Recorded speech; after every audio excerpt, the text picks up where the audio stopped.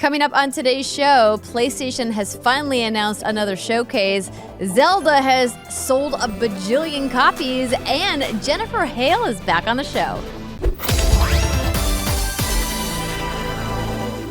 What's good, everybody, and welcome to another episode of the What's Good Games podcast, your source for video game news, commentary, analysis, and of course, the funny stuff every Friday. I am one of your hosts, joined with my name. That would be helpful. Andrea Renee. That's my name, everybody. Joined by Brittany Brombacher, who just took a swig, which is why I said her name. So I was all phlegmy from all the laughter, so I had to swallow a loogie. Hi. Hello. And we are also joined by Mrs. Riana Manuel-Peña, who's got some very exciting news. I do. So in case you missed it, on every social media platform that my husband Danny and I have access to, we have just announced to the world we are expecting little baby Manuel-Peña. Yay! I'm so happy and excited for you guys. You're going to be wonderful, fantastic parents, and I love that we have a new gamer baby in the mix. Oh, yeah. There's like a small list of people that I want to reproduce just because, you know, most people are bad. But you and Danny, like, together are very, very high, like top. Like, you two need to procreate and make more babies because the world needs more awesome people. So Aww. I'm more excited probably than you are, Ree. The irony of this announcement for people who probably have no idea is that we obviously just did our What's Good Games 6-year anniversary. We actually had to cut out a clip that was in our Best of the Funny Stuff that alluded to them being pregnant because we're like, well, somebody might infer that we're announcing this and we don't want to announce it before you guys are ready to announce it. And then on top of that, we also fed you shots. So Yes. just so everyone knows, Britt and I got real good at faking alcohol during our pandemic pregnancies. So nothing Rihanna drank during the stream was real, okay? It was all fake. We faked it all. Go ahead. Go back and watch the tapes and see if you saw anything being poured. You didn't. If I did, then I definitely didn't notice, and I'm a little bit worried about my perception. If you mistook water for Patron, there's probably bigger problems at play. But no, so we're so happy for you. Congratulations to both you and Danny. And of course, you know, we'll probably be talking about all the baby stuff in the future. It's very exciting. Thank you exciting. both. I appreciate it. Absolutely. And we want to thank also this month's Patreon producers, Chewy's Godson, Faris Attieh, Justin Foshee, and Punkdefied. And if you guys want to help support What's Good Games, you could do so at patreon.com/what'sgoodgames. It is where you can get the show ad-free or where you can get an elite patron shout-out. I saw that we had some people modifying their pledges after the anniversary stream, so thank you to everybody who is supporting us on Patreon. We love you guys. And of course, we always remind you, we know that not everybody can throw dollars our way, or pounds, or yen, or whatever your Rupees. local currency of choice is. And what we would ask then is maybe you can just throw us a few minutes of your time by leaving us a wonderful 5-star review. Right, Britt? Yeah, so shout out to J566 who left us a lovely review. So kind and appreciated. And, you know, it happened. We got a 1-star review, ladies, because we are, quote, too woke. And yes, this idiot spelled too wrong. They spelled it T-O. So I think that says everything we need to know about them as a person. So if you're listening out there, if you could just counter this stupid review that this stupid person left, we would all greatly appreciate it. Because believe it or not, those 1-star reviews add up.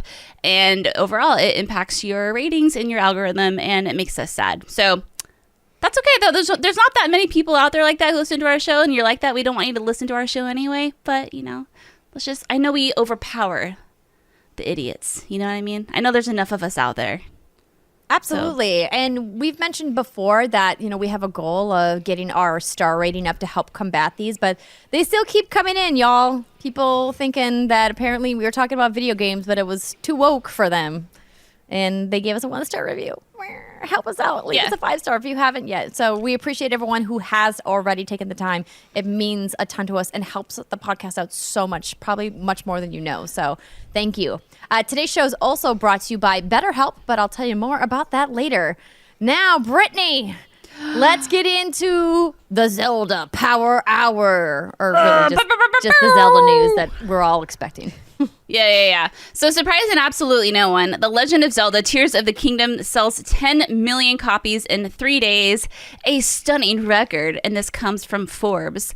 And I like this write-up because I think it was Paul Tassi who wrote this. He included some other really big blockbuster titles, and it really kind of puts into perspective just how wild this number is. So we knew the numbers would be big, but Nintendo has just announced that The Legend of Zelda Tears of the Kingdom has sold over 10 million copies in just its first 3 days of release.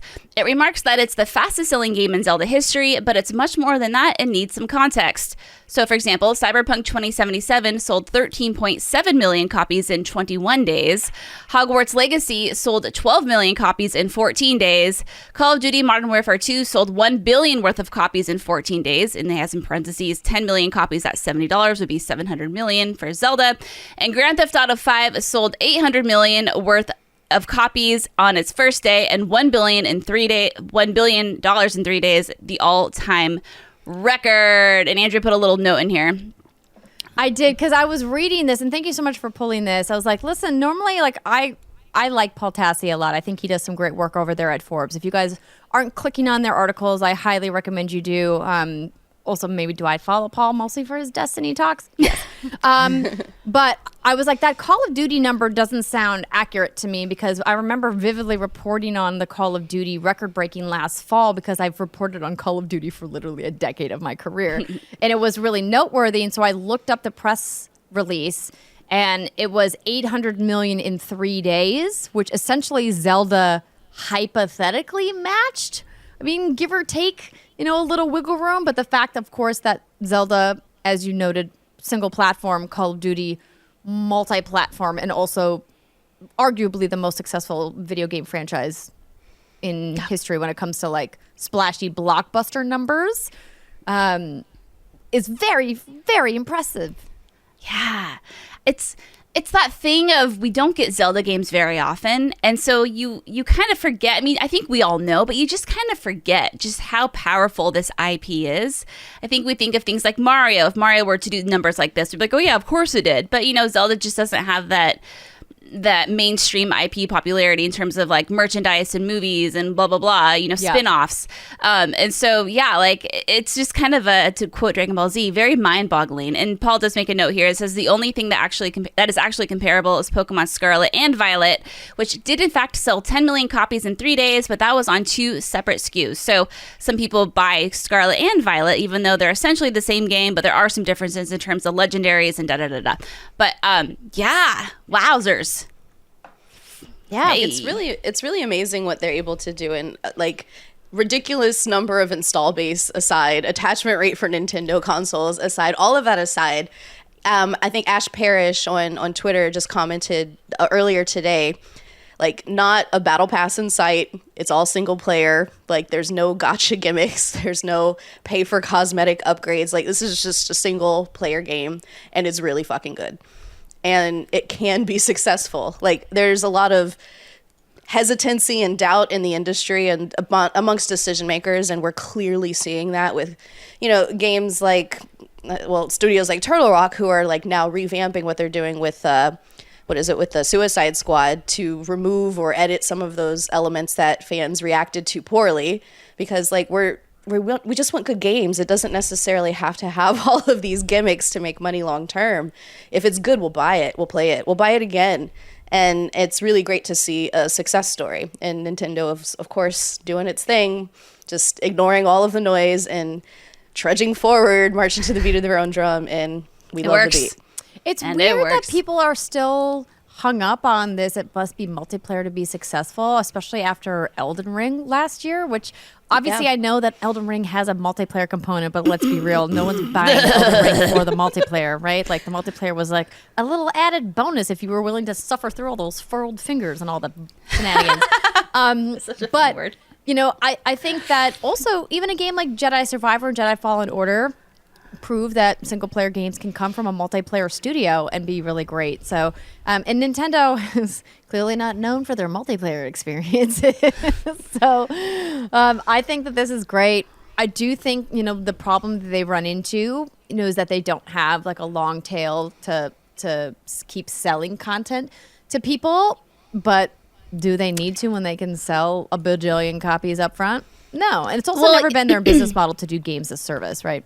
True. Right, and they did release DLC for Breath of the Wild, and that was fantastic DLC. And the thing, though, with this game is the content. The game produces the content in terms of like you're always getting people putting clips out there of discovering new like ways to solve a puzzle.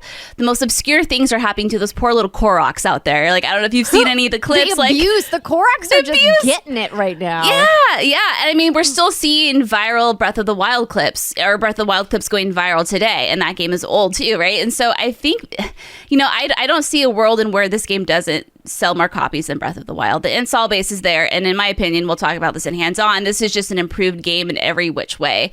And I think maybe people who played Breath of the Wild who were turned off by some of the things that they heard, I think those concerns have been fixed in this game. And so I think the word of mouth and just everywhere you go, people are talking about it. And I know that's going to drip off eventually, but even the clips you're seeing, like they're hilarious and they're so funny. And just the things people are doing and the creativity. People are making mechs and stuff in this game. And I'm so proud of my like rock and stick combination. So it's just, it's just really cool. So yeah, this is wonderful and great. I mean, but surprising no one. Well, we will be talking more about The Legend of Zelda Tears of the Kingdom a little bit later on when we get to hands-on, so don't you worry, folks. More chat about that to come. But as we mentioned in the Gold Open, Sony has finally announced another PlayStation showcase. That's the big verbiage that we're emphasizing here. This is not a state of play. We've talked before about how when they use the word showcase, it's like the big razzle-dazzle, break out the jazz hands, get ready to have the skirt blown up moment. My kid just ran by and tried to open my door, and it was the most startling sound in the entire world. Apologies. Do you have it locked and he like tried to open it and got stopped? Yeah, I feel like I'm in a horror movie. Like, and there's something like, let me in, Brittany. Like, that's what it feels like. Hilarious. So back to the showcase. Yeah. So it's happening next week, May 24th at 1 p.m. Pacific time. And it's going to focus on games coming to PS5 and PSVR 2. We are, fingers crossed, hoping to do a live watch along that day. So keep your eyes peeled on What's Good _games on Twitter and our personal social channels. And of course, if you've got those notifications turned on Twitch and YouTube, that'd be helpful as well. Obviously, we don't know what to expect. We do know, though, that Sony has several projects in the works, including Marvel Spider-Man 2, which we haven't seen a lot from. So I expect that we're going to see a lengthy trailer or a gameplay demo from that game in this showcase because it's hypothetically launching this fall. At least that's the window that we have heard is kind of their target. We also know that Naughty Dog has teased Last of Us multiplayer. Is that coming here? Are we going to get a look? Don't know. Maybe they'll do a tease for season 2 of the HBO show. Who knows? But other than that, ladies, what do you think? What do you think could possibly come from? I have a list. Oh, ooh. Well, girl, lay it on us, please. I love this. It feels like E3, and I feel like I'm getting ready to go to their press conference, and I got my little hype list up. So, okay, like let's be real. This kind of goes through a Britt lens here, but some of that I think will happen. Obviously, you mentioned Last of Us multiplayer and Spider-Man 2. I think that's 100% a shoo-in. I want to see Ghost of Tsushima 2. What a sucker punch in. You know what I mean? Oh my God, I would love that. Oh, that'd be amazing. But do we think that that's what they're working on? Oh, yeah. It would make sense because they put so much effort into building that world. Like, why just abandon it for something new? I would love that. I'm pretty sure a job listing that went live like a year or two ago. Well, I don't know when it was. But it described a game. People be fucking up on LinkedIn, man. They always be foolish. You can't put that stuff online. People find it. I also want to know what the hell is Cory Barlog working on? Oh, it's Sony Santa Monica? What are they working on? What's he doing? What's he been doing? Because he didn't direct Ragnarok, and he's been teasing this other thing he's been doing for quite some time. Now, I don't know if enough time has passed that they can show something, but that would be a hype as fuck moment. I would love to see what has Mr. Cory been up to. Interesting. And then, and this is the interesting one. So Final Fantasy 16 is coming out next month, but also, where is Final Fantasy 7 Rebirth? Where is that game? I feel like we got to see something from it. I think you could show both, but I know some people also want to make the argument that you can't show Final Fantasy VII Rebirth because you want all eyes on Final Fantasy 16. I think both can grow and flourish, but like, whatever. So I'm going to bet we're going to see something there. I think Square Enix is probably going to hold some cards for Summer Game Fest, right? Because they have a history of working with Summer Game Fest and working with Opening Night Live. So I think that, and there's no, like, Square's not having their own standalone press conference, right? Like Ubisoft and Xbox are having, right? So I think that we'll definitely see something from them, Final Fantasy related, in the showcase, like hands down. But which Final Fantasy it is, remains to be seen. And then what we don't see, I think we'll see at the Summer Game Fest live stream in a couple weeks. Would be Bree, my what do you guess. think about my list so far? I think your list. I think your list is good. I think your peg on Sony Santa Monica though is I don't think they're going to show anything. I think they had a banger of a year with Ragnarok last year. I think Sony Santa Monica is going to probably go dark for another year, and then maybe they'll do a marketing beat next year. Well, boo. I hope not. All right. The other thing, I think we're going to see some Resident Evil 4 DLC. We're all waiting for Separate Ways, which is the additional story content with Ada. We know it's in the game. We know it's somewhere. It's going to happen. It's just kind of when's Capcom going to feel ready to reveal that? And I think this would make a really good bet. In the showcase too, we also know there's PSVR 2 stuff coming. I think Resident Evil 4 Remake, maybe we'll get a tease for the VR mode. This was just teased, I think, back in February. It was confirmed that they were working on it, but I don't know how along the process they were. So maybe we'll get an updated release date for Resident Evil 4 VR. That would be freaking awesome. Another update I'd love to know is Silent Hill 2 from Bloober. When is that coming? There was some mistranslations recently where someone had thought that someone on the team had said that the game was pretty much technically done at this point, and we're just waiting for something, essentially hinting that it was imminent. And then they came out and they're like, we don't usually comment on these things, but that's not the case. But I still think we're due for something from them. Bloodborne fans are rabid right now for a PS5 upgrade. I don't really know what's going on with Bloodborne, but I know all of them are expecting a remake. Is that their pipe dream? I've just seen the Twitters on Twitter, if you will. Persona 3 Remake, that's the other thing I would love to see. That has been another rumored game, and if you're going to believe credited leakers, I can never say that with a straight face, credited leakers. Anyway, that it's an actual thing that's coming. I think Persona 3, having just played it for the first time, would be an absolutely amazing remake and could easily top, Persona 4 and Persona 5 in terms of gameplay and story, but we'll just have to see how that all goes. I guess gameplay is pretty similar, but I digress. And then a few more things. Metal Gear Solid. I know there's a lot of little news and whispers going around that this could be when Metal Gear Solid comes back. We shall see. And then Twisted Metal. We're getting the Peacock series on July 27th. It seems like that is the most random ass IP to make a show after. Now, I love Twisted Metal, but that is random as hell, and you can't tell me there's no reason for it, goddammit. So that's why I'm thinking we're going to see something with Twisted Metal. And finally, Final Fantasy IX Remake. I love that you won't let go of that dream. Never. Listen, NVIDIA leak, Andrea, has to be 100% accurate. There's no as if or buts or whatever that fucking saying is. I'm too hyped right now to think straight. How could anything ever be wrong with that leak? If they were going to show it anywhere, if the PlayStation showcase seems like the right place. Square has a long history of doing big splashy announcements. Some of my favorite gifts of you over the E3 years has been from Square announcements at PlayStation press conferences. So it's going to be so fun. We'll pin Final Fantasy IX, but this is a good list, Britt. This is a good list. Thank you. I'm very excited. The Silent Hill stuff is good. Metal Gear is interesting because I think people, are rightly so a little apprehensive about what's going to happen with that franchise, with Konami giving the reins to somebody that isn't, Hideo Kojima. Speaking of that, Death Stranding 2. Do we see that? Honestly, that's a really good pick because that game's clearly been in development for at least 3 or 4 years. It got leaked by Norman Reedus 2 years ago.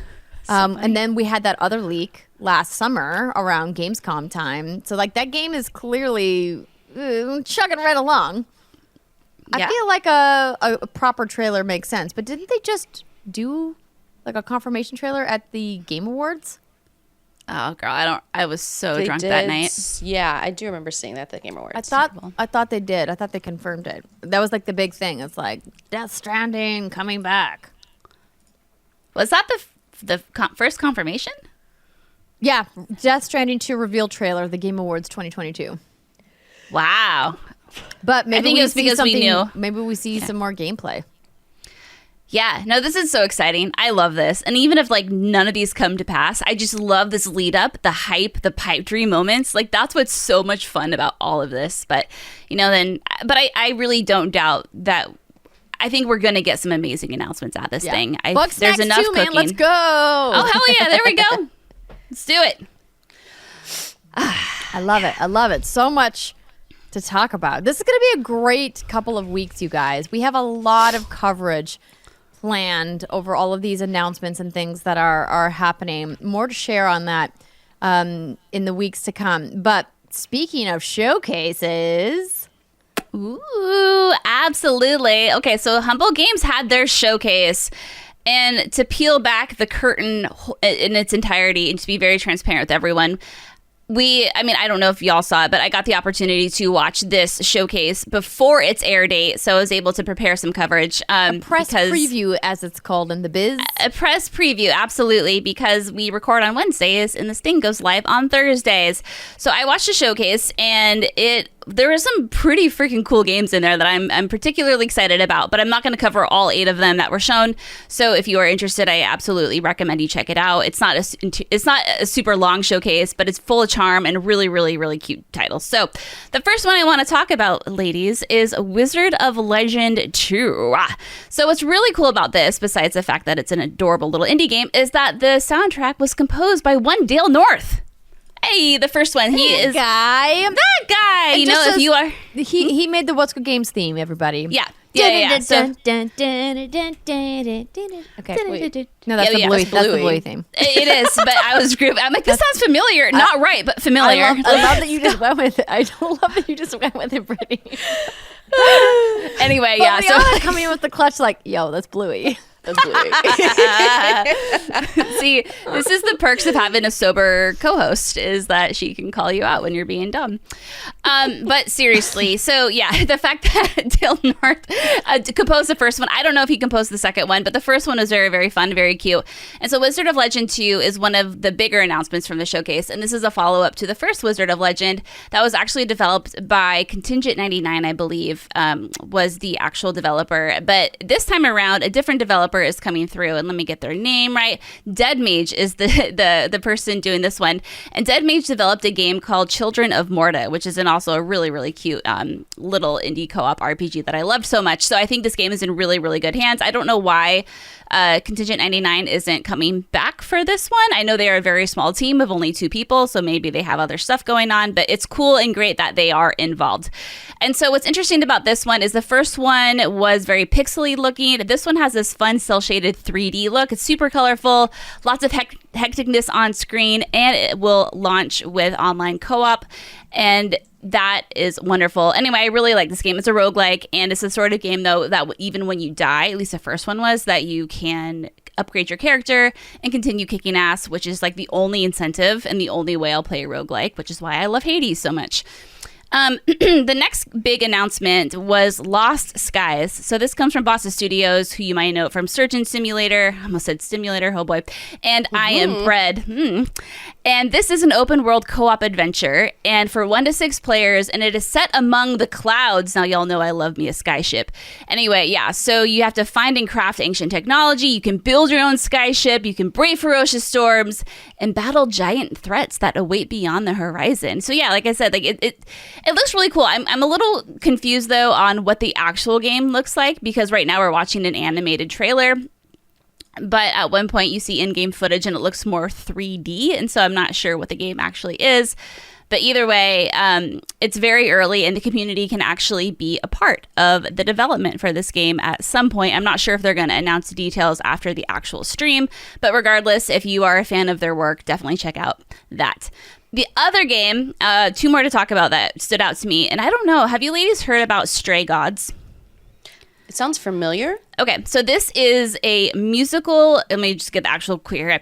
It's a 1-part narrative-driven adventure and 1-part interactive musical. And it's created by Summerfall Studios' former BioWare lead writer David Gator, voice directed by Troy Baker, and it stars Laura Bailey. Also, Felicia Day is in it, Kimberly Brooks, Ashley Johnson. So there's a star cast in this whole thing. Basically all the D-list of voice actors in video games. Oh, but 100%. Like, no one knows who these people are, and it's I'm being facetious, everybody. Absolutely. Absolutely, she is. But no, it's a really interesting concept, and I haven't really seen anything like this before. So from what I can gather from the narrative is that there has been a murder, and the main character inherits some sort of powers. And the idea is you sing to try to solve the mystery. And so while you're singing, you will make particular choices, which will change the music and the song. And then along the way, you can also choose character traits, which I know also have an impact on the songs you can sing and how the story plays out and blah, blah, blah. And I just thought that was really cool. Like, listen, I'm not a musical person, but Andrea, I know you appreciate a good musical. I know Steimer appreciates a good musical. And so I immediately thought of you two. And I just thought this is a really interesting idea with an incredible cast of characters. And I'm like, well, maybe this will get me to check it out. Something different. And God, with David Gator being the former, lead writer of BioWare, like, you know it has to be good. That's all I'm saying. I'm sold on this because, Austin Wintory doing music for this and all of the amazing cast members, as you mentioned, let's go. Yeah. I'm in. Yeah. It looks really fun. I think right now it's only confirmed for PC and coming in 2024, but Switch, man, could you imagine the perfect Switch game? Yeah. This is going to be a Steam Deck game for me. Oh, yeah. There you go. Yes. I forgot. You two have Steam Deck. Steam Deck in a hot minute, but look at this cast list is about to roll here, and I love the art style too. Yeah, it's almost got like a Wolf Among Us art vibe. And it's the gods. They're gods. So you have it. Apollo, Venus. There's just everybody, and it's so cool because I'm playing Hades, and I'm like, I know who you guys are, or at least that rendition. But yeah, we're watching on youtube.com/whatsgoodgames now, waiting for the cast. Here's there it is. the cast. Here, let me pause. Wait. Oh no. Oh, man, that was so fast. Pause. Wait, no. This is hilarious. And pause. Look at this. And Janina Gavankar is in there too, and Ashley Johnson. Yeah, I'm telling you. Yeah, it's real good. That's a good. The final one I want to call out, because I thought the idea was so different and interesting. And like I've said this a million times, I know I'm a broken record. Those are the kind of games that are really drawing me in right now, especially when it comes to indie titles, something that tries something different. This is a game called Breeze in the Clouds. And it is a 2D adventure game, and it stars a dog named Breeze. And along Breeze's adventures, he will meet cool, weird, interesting looking. They're not weird looking. They're really cute little animals. But each animal represents a pollution. And the actual, let me get the press release pulled up here because I would like to not mess this up. Okay. So Breeze in the Clouds is a 2D hand-drawn side-scrolling action game focused on environmentalism and the second Humble published game to come from Humble's Black Game Developer Fund. And the guy he has the best name ever. His name is Sir Billion. And just kind of listening to his passion, and the game just looks so different. When was the last time you played as a dog named Breeze and you have different biomes that represent weather function, like winds and clouds, and Breeze does weather-based attacks, and he can do launchers and parries. And his attacks make it rain. He basically is trying to confront pollution. And I just think that's something different. So you don't see that. Captain Planet, but a dog. Yeah, TLDR. I think you should have written this press release. I think that would have been perfect. Anyway, it just looks really cute. And here we go. So the actual thing is, the game features a corgi named Breeze who gets swept away from his home and from his best friend Diana and whisked into the weather world of Tropolis. I can't say that right. Sorry, friend. Breeze will need to... Yeah, thank you, I can't Smarty. see it. I don't know. No, you're right. It is Tropolis. You're right. No, you're 100% correct. Breeze will need to use his newfound powers to assume an array of weather-based forms, fight the forces of pollution poisoning the world, and become an unstoppable force of nature. Sign me the fuck up. You know what I mean? I don't know. I just think they look really cute and fun. So yeah, lots of adorable games, and there's many more I couldn't touch on, but yeah, definitely check it out. It reminded me, there's so many good games out there that I think unfortunately just kind of get swept under the radar because of games like Zelda. That game. No one wants to play that game. Yeah. Apparently over 10 million people are already playing that game. So I am one of those. Well, thank you for that recap on the Humble Games Showcase. If y'all want to learn more about those games, just head on over to Humble Games, their website. Yeah. Watch all the things. All right. Right now, we're going to take a quick break to hear from one of our sponsors. This episode of What's Good Games is brought to you by BetterHelp. Getting to know yourself isn't just for those wild years in your 20s. It's a lifelong process, especially because we're always growing and changing. Learning who you are and how to be the best version of yourself doesn't just happen. It takes some practice. And BetterHelp is here to help you become the best you possible. Therapy is all about deepening your self-awareness and understanding. Because sometimes we don't know what we want or why we react the way that we do until we talk through things. BetterHelp connects you with a licensed therapist who can take you on that journey of self-discovery from wherever you are.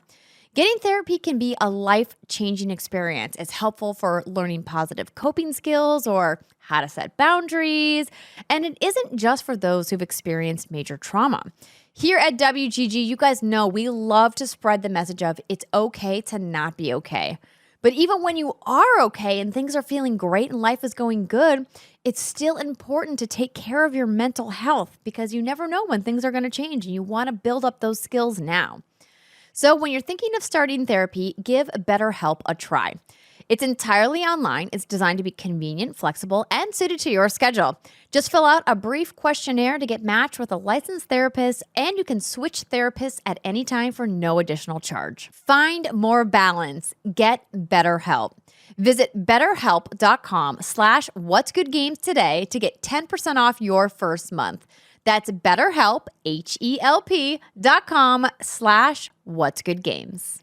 Moving right along with the news. Can you believe it, ladies?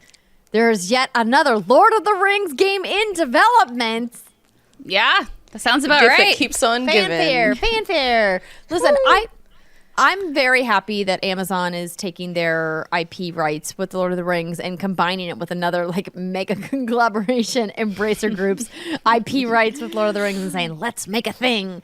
And I do want to say that where Amazon Games is going, I think is interesting to watch because I think when they first joined the space, we were like, oh, are they going to just focus on Luna? Are they going to be a publishing branch? Are they making original IP? So I think it's going to be very intriguing where they go with this. So the story from The Verge, I do appreciate their cheeky headline. Amazon is making a Lord of the Rings MMO, in parentheses, again. Yeah. Amazon does like making MMOs. They're taking another stab at making a massively multiplayer Lord of the Rings game. Today, the company announced they're partnering with Embracer Group, as I mentioned, for a new open world MMO that takes place in, quote, a persistent world set in Middle-earth. I feel like that's the most umbrella statement you could have made when it comes to Lord of the Rings. Guess what, everybody? It's in Middle-earth. you don't say. So if you guys were under a rock or missed it, they being Amazon, launched a quite successful MMO called New World back in 2021. And this game, however, though, is in early stages of production. So don't be thinking, well, when's this game coming out? It's probably a good 3 to 4, if not 5 or 6 years away. But what I thought was interesting is it's coming to PC and consoles. Yeah. And according to Amazon. And so I assume that it's also coming to Luna. Fingers crossed if Luna's still around. Good assumption. Yeah. So, but what The Verge alluded to in their title was that this will be the company's second attempt at a Lord of the Rings MMO. The first was announced back in 2019 and then was canceled 2 years later. And while Amazon also is clearly funneling lots of money, this is Andrea Renee inserting some editorializing into the Rings of Power, the series on Prime Video. The company says that it is unrelated to the upcoming MMO game in development with Amazon Games. So they're taking just some of their money in a different bucket, essentially. The news comes as Amazon continues to push further into video games, as we were talking about. And New World, in addition to developing New World, the company has also published Smilegate's Diablo-style Lost Ark. So Smilegate, a gigantic publisher in Asia. For people who are like, who the heck is Smilegate? You probably haven't heard of them unless you live in China. And meanwhile, Amazon announced a deal with Crystal Dynamics to publish the next Tomb Raider game. If you guys remember us talking about that as well.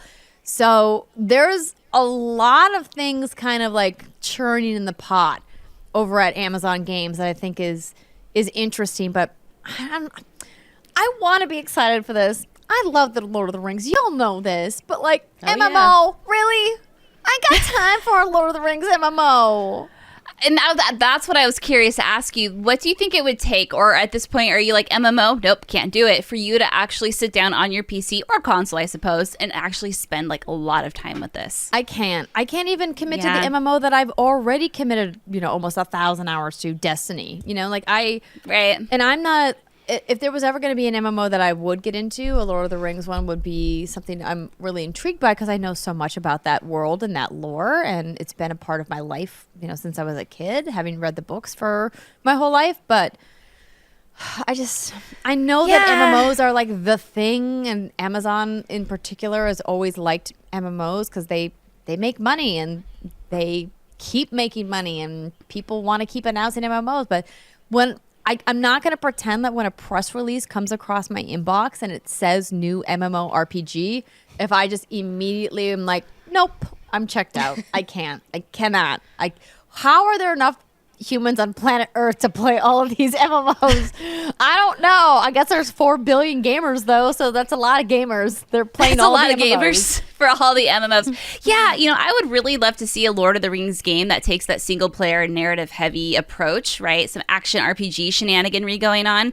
And I think about games like Spider-Man, which obviously is like its own thing, but that is a game where I play and I'm excited to be immersed in the Spider-Man lore, right? In that universe. But if it's a Spider-Man MMO, like I'm never really going to get into it. Like Lord of the Rings, like I'm not going to play an MMO, and it's not because I'm not interested. It's just because I don't have the time to sink into something like this. You know what we need, Brittany? What? And I know I haven't talked about it, but I'm going to say 24/7 nannies, $1 million. What? Well, I mean, all of those sure, things. Yes. We need a Lord of the Rings RPG like we got from Avalanche with Hogwarts Legacy. What the Harry Potter universe got from Hogwarts Legacy, we need for the Lord of the Rings. A single player, progression focused RPG, open world, action and combat intensive, but also really deep world building and narrative elements that felt really true to the original IP. That's what I want from the Lord of the Rings franchise. And I think a lot of fans of Tolkien's work have been waiting for that. And the last thing we got was from Monolith, right? With, Shadow of Mordor and Shadow of War. And those games were really well done. The groundbreaking work they did with the Nemesis system in combat, I thought was excellent. But it still left a little bit to be desired because they were really siloed in the part of the IP that they were allowed to set their narrative in. And I think if we could get access to like the Lord of the Rings set of timelines that we got from like those, I still remember those PS2 Lord of the Rings games, which were baller. I love those. I think that they could really have something special that could sell a lot of copies on their hand. But I don't know what the Tolkien estate is doing with video game companies and that section of the IP. Yeah, that would be so cool, though. So that would give me the perfect opportunity to really dive in balls deep to something like that. Like, I want to learn about, but I don't have time to read the books. I don't want to watch the movies. Like, that's a me problem, and I get that. But, like, if you put it in a video game, I'll try any IP, I remember Lord of the Rings War in the North, I think is what it was. I think that was the co-op one, and I played it on Xbox 360, actually maybe just 5 years ago. Jason and I fired it up. I think the game came out in early 2011, maybe, and it was so fun. It was kind of janky, but God, it was a fun co-op game. Even something like that would be awesome because it was narrative-driven, and it was that RPG stuff, and you could play with someone else, and just, MMOs, no. Yeah, I don't, yeah. Well, Andrea, what if you can design your house and find cute outfits? You're talking about a Lord of the Rings life sim? Ooh, there's a lot of canon breaking stuff in that potentially, but you know what? I'd be in. I'd make me a little hobbit hole, and I'd put out a big old like food and cheese spread and invite all my little hobbity friends over. And Hobbity friends, I love that. Actually, there is a Lord of the Rings Online MMO already, and it's made by Standing Stone Games, and it came out 2008, 2007. Yeah. There's been a couple. I mean, and this one's still going. I've talked to you guys about my Lord of the Rings mobile era. Like I don't want to call it my dark time, but like my time where I was spending a lot of money and it was my Pokemon Go era. Oh, I'm sorry. For Brittany as like a Yeah, I understand now. Were you a whale? Me or her? Both. Yeah, definitely. I was in like 3 different alliances, which are guilds in the game. So it was a mobile game from Kabam called Middle Earth, The Lord of the Rings, and it was an RTS. And you could form alliances with people, and we would obviously having alliances in the not obviously like as if anybody's actually played this, but if you have, God bless you for understanding my pain. When you were in an alliance in the game, it allowed you to bring those people to help defend your base, because if you weren't logged in to the game and you got attacked, whatever defenses you had set up would just like auto play in the battles against people who would come and attack you. But if you had alliances, you could like call in your alliances to help defend your positions. And it was interesting because when you were in an alliance, we would keep track of where all the dead farms were, because inevitably somebody played the game a lot and then just stopped playing for whatever reason. But the game would keep generating resources on their bases. And so you could keep attacking their bases, and like they would only send a couple of waves, like the dummy waves or whatever, like the AI induced waves, and then you essentially could farm all these like dead castles or lands or whatever that people were no longer actively defending. And so we'd keep track of like, okay, well, there's a farm over on this server, there's a farm over here, you could go here, of where it was clear that people had once built up a great, force or whatever in their RTS, but then we're like, I'm busy, I'm done with this game. And you go loot it. Yeah, exactly. Yeah. It's like you break into the castle and you're like, I'm gonna steal all your gold. But that kind of shit was so fun though, right? Like back then, like that was fun. Yeah. Girl, I was playing that shit like 12 hours a day. Hell yeah, you were, you fucking nerd. I love you. And this was a mobile game, everybody. It was a free-to-play mobile game. And when they would put out big packs, if you bought like the $100 microcurrency pack, if you bought it through your alliance, everybody in your alliance would get a $25 pack. So what we did is we rotated who was going to buy the pack whenever it would drop. And so everyone took turns, and like the alliances I think were like 100 people. And wow, maybe a little less than that. Maybe it was 50 people. So you would buy a pack, and then everybody in your alliance would get this like huge boost in microcurrency. Anyway, I've gone down the rabbit hole now. I'm not opposed to these kinds of games from the Lord of the Rings. Clearly, I like them, and I like spending time in them if they're done right. But there's been some of the MMOs, and to be fair, I haven't spent time with Standing Stone Games MMO, and I know that a lot of people like touching the Lord of the Rings IP, but... Shout out to Standing Stone, formerly Turbine, who made Asheron's Call, one of the best MMOs of its time. So clearly they know what they're doing making they know what they're doing. So maybe that's the one I should check out, Britt? I mean, I don't know if I shouldn't, because I have a baby in a life and a husband, and I can't abandon them. Yeah. I mean, no, don't. Just don't touch anything that has MMO at the end of it. I would encourage you to keep an open mind, but just stay far away. That's it. That's the motto we have to keep in this day and age. All right. Well, listen, in case you missed it, everybody, since we got to wrap up this news segment, Activision Blizzard's deal has been approved. I'm over it. Yeah, me too. I'm done. I pulled Bobby Kotick's statement since they sent it to me, but it was basically like, we greased the right people. It went through.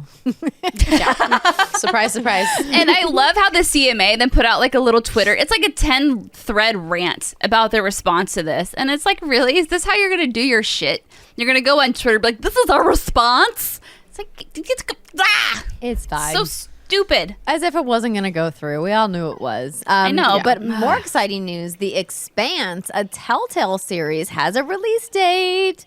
So I've been looking forward to this one, not only because I'm a fan of what Telltale does, but also love The Expanse. Great series. So it's coming to PS5, PS4, Series X, S, and Xbox One, and PC via Epic Game Store on July 27th. So just a couple months away. That's episode 1, and then the following 4 episodes will be released every 2 weeks, allowing players to experience the exciting universe of The Expanse. The nostalgia. I just love whenever Telltale has something else, because that means we're closer to Wolf Among Us too. Yeah. Yes. Oh my gosh, that would. Oh. I'm gonna put that on my Summer Game Fest predictions. We are doing our 8-ball episode, by the way, everybody. That's coming up very quickly. So keep your fingers peeled for that. Keep your fingers peeled? What's that? What? You Don't know what? peel I your didn't fingers, everybody. This is how you know, like, I'm gonna ride or die for Andrea. Earlier, she was singing the Bluey song, and I was just fucking rocking out to it. And then she just said, "Peel your fingers." I'm like, "Fuck yeah, peel your fingers." Peel your fingers. I'm just like, whatever. I'm in. Let's go. Oh God. It reminds me of the time when we were doing Manscaped ads. Oh yeah, trim your balls. And I was like, "Trim your balls, everybody." And I was like, "Wait, no, don't actually trim your balls off. Don't. That's a bad thing." You might need those. You need professional assistance if you plan to do that. Yes, don't do it with a boy. Manscaped razor. That would not be good. Brittany, you take over in case you missed it, because this next one I feel has your name on it. It does. Layers of Fear has a release date of June 15th for Xbox Series X and S, PS5, and PC. And if you are interested in pooping your pants now, there is a demo available on Steam until May 22nd. I am both excited and also stressed out about this announcement, because June 15th, that is a very, very busy time. But yeah, you know, it's just busy. It's just busy with game releases, but I still really, really want to check this out. So of course I'll be playing this. Of course I'll be begging Bloober for a review code. I'll be like, "Help me." You'll be pooping your pants. Yeah, of course. That's what happens when I get scared. It's fine. Don't worry about it, Andrea. Just rock with me. Yeah, so this is going to be really interesting, because obviously Bloober is working on Silent Hill 2 remake, and I think they have a lot of eyes on them. Obviously, they've done some other games outside of Layers of Fear, The Medium, Blair Witch. They did another one recently, and I can't remember what that one was, but, you know, all been kind of like mixed reviews. So I think Layers of Fear could be a pretty good indicator of, you know, granted, they are taking a lot of their blueprints from Layers of Fear and Layers of Fear 2 and the DLC, and there's some new stories being added in, some updated mechanics. Unreal Engine 5 is going to be really pretty. So anyway, like, I believe in Bloober Team. I think they're really, really capable, and they have a lot of potential, and I'm excited to see how this game turns out with a shiny new coat of paint. The trailer looks really pretty and scary. Are you going to play it? No. Yeah, I know. Come on. You knew that answer. Well, you know, asked. she was rubbing a little bit. She's like, "Ooh, it looks really pretty." And I it might looks like kind of peek scary. behind, like from behind the door when Danny's playing, and like then run out. And Because Danny's into this kind of stuff, right? Like he's into this. Yeah. And he loves Bloober. Like he really enjoyed The Medium, and I know he's looking forward to this one for sure. Hell yeah, be great. We'll have to have him on when y'all play. Absolutely. Now that guy coming to this show, Never. nah. Nah.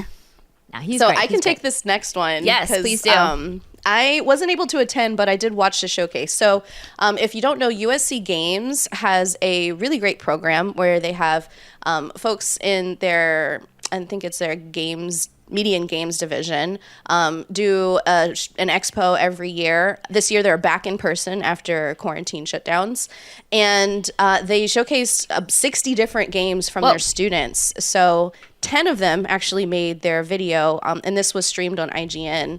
But the one that I really, really want to talk about is called Try Again. So without spoiling the trailer, because I think Andrea may be able to pull it up, think Portal meets Inside.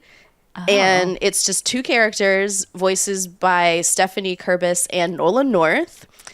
And it's described as a fast-paced meta 2.5D platformer where the game character is a tester and the builder or the designer is a cell phone that hovers above the character telling them, "Hey, this game needs to be done tomorrow. I need you to test a couple more levels." And you play as this character, Benny, that's running through the levels to test it for the designer. And it's this incredible meta relationship.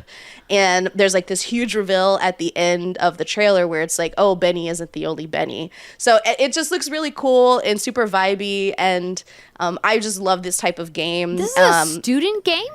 This is a student game, so it's coming to PC. You can wishlist it on Steam. This is amazing listen, I haven't played it, but like just watching it looks great for a student game because I've seen quite a few student games over my years. I'm old. But like this is impressive. Yeah, it was by far the most impressive one that I saw. I know Danny went to the actual expo, but wasn't able to get through the line to test it. It was the hotness at the expo for sure. So I'm really looking forward to this. I'm going to be waiting very, very impatiently for it to come to Steam so I can play it on my Steam Deck. But it looks like a really cool experience. That's a cool idea for a game. Because there are so many smart people in this world. Yeah. Think about something like that. Awesome. And to get Nolan North in your game, like that's impressive as well. Very cool. I mean, USC, like they got the hookups apparently over there. Well, they're one of the most prestigious gaming programs in the country. So if anybody listening is interested in studying game design or has a child or a relative, friend, whoever has been like, oh, I think I want to go to school for game design, like the USC program is one of the most prestigious in the country, and they have fantastic professors. So yeah. But yeah, let's try again. On my list now, my watch list. Sounds like a lot of death in that game. Yeah, definitely. Try again. Yeah. Cool. That doesn't sound fun for me, though. All right, well, let's take a quick break, and when we come back, we're going to talk about me cooking all the mushrooms, everybody. It's going to be great. Stick with us, everybody. We'll be right back. Welcome back, everybody. It is the second segment of the What's Good Games podcast, where we talk about what we've been playing and any preview events we have been to. And as most of you out there who own a Nintendo Switch, we have also, been playing The Legend of Zelda: Tears of the Kingdom. When we did the podcast last week, the review scores had just come out. As Brittany mentioned, we get our codes the day of launch, so thank you to Nintendo. But I believe both Brittany and I also bought the code because we didn't want to wait for the code that came in Friday morning. We're like, we're both going to just buy the game. So the version I'm playing is definitely the version I bought. So. Oh, absolutely. Yeah. The Thursday, was it? No, it was Wednesday. I pre-downloaded it, bought it, pre-downloaded it. Thursday, 9 p.m. Pacific hit. Jason and I were upstairs. I had a glass of whiskey. I had popcorn. Well, he had popcorn. I was playing. I was like, you think you're playing this game to start, sir? I was like, oh, no, you can dirty your fingers with that popcorn, but I'm playing. Anyway, so we both were drinking and snacking, and 9 o'clock hit, and we booted that up, and oh my God, that was a cool moment. Okay, so yeah, lay it on me, Brittany. Yeah. Okay, so I have a lot of thoughts. 90% of them are very, very positive. I think some of my... So let's start with those. The positive thoughts. Yeah. Okay. Positive thoughts is I feel like the concerns and the issues I had with Breath of the Wild feeling very vast, very open, very empty, every town, every NPC feeling very lifeless, feeling like there was no care or attention given to them. I feel like that has been more or less completely remedied is what I'll say. I feel like the world feels living and breathing. I think the characters don't feel like they were just translated from like a copy paste. I feel like they all have somewhat of a personality. Now, is this game like doing the very, very best job at character development and NPC writing? And no, absolutely not. But it is a vast improvement over what Breath of the Wild was. I love going to towns. I love exploring. I feel compelled to explore.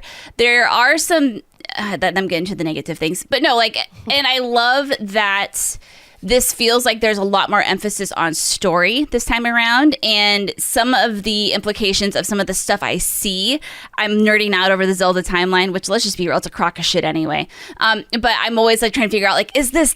Could this be that? Like, where does this fit in? And I think I have an idea.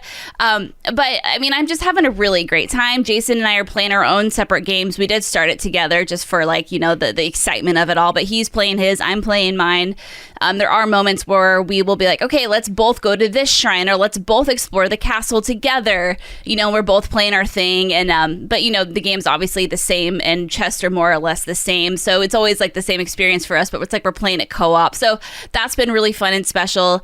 And the just the idea of exploring this world and just feeling like I just want to keep going, and I'm hardly doing any story stuff because I just want to keep finding gear and getting better, and whether or not I'm actually getting better is like up for discussion. I don't really know, because the progression in this game is kind of odd. But yeah, like so far, I'm just having a really, really good time, and I'm very pleasantly surprised by the improvements that have been made. And I'll just pin it at that. Andrea and Ree, how are you two feeling? Okay, you know what? That's about as I expected your initial impressions to go. How far into the game are you, like, hours wise, knowing that you're doing your Britt level of exploration, taking your time? Oh God, 20, maybe. Okay, that's a decent. 20-ish. That's a decent amount. Riana, Yes. how are you feeling about Tears of the Kingdom? I don't think we've ever really talked to you about your history with the Legend of Zelda franchise. Oh, that's because there is none. This is my first Zelda game. Your very first Zelda game. My very first Zelda game. Okay, exciting, fresh perspective. I'm into it. Yeah, so I've heard a lot of feedback from people who have much more experience with Zelda saying that this is a huge improvement on past iterations, especially Breath of the Wild.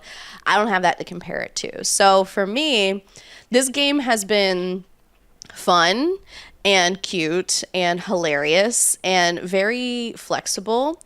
But there are some moments that I've experienced where I see the world, it's opened up, I killed something and took their horse and then just rode off into the distance, found a town and tried to do some stuff and immediately got hard blocked at a shrine. And I was like, okay, maybe I should actually figure out what this storyline is or do some kind of quest line.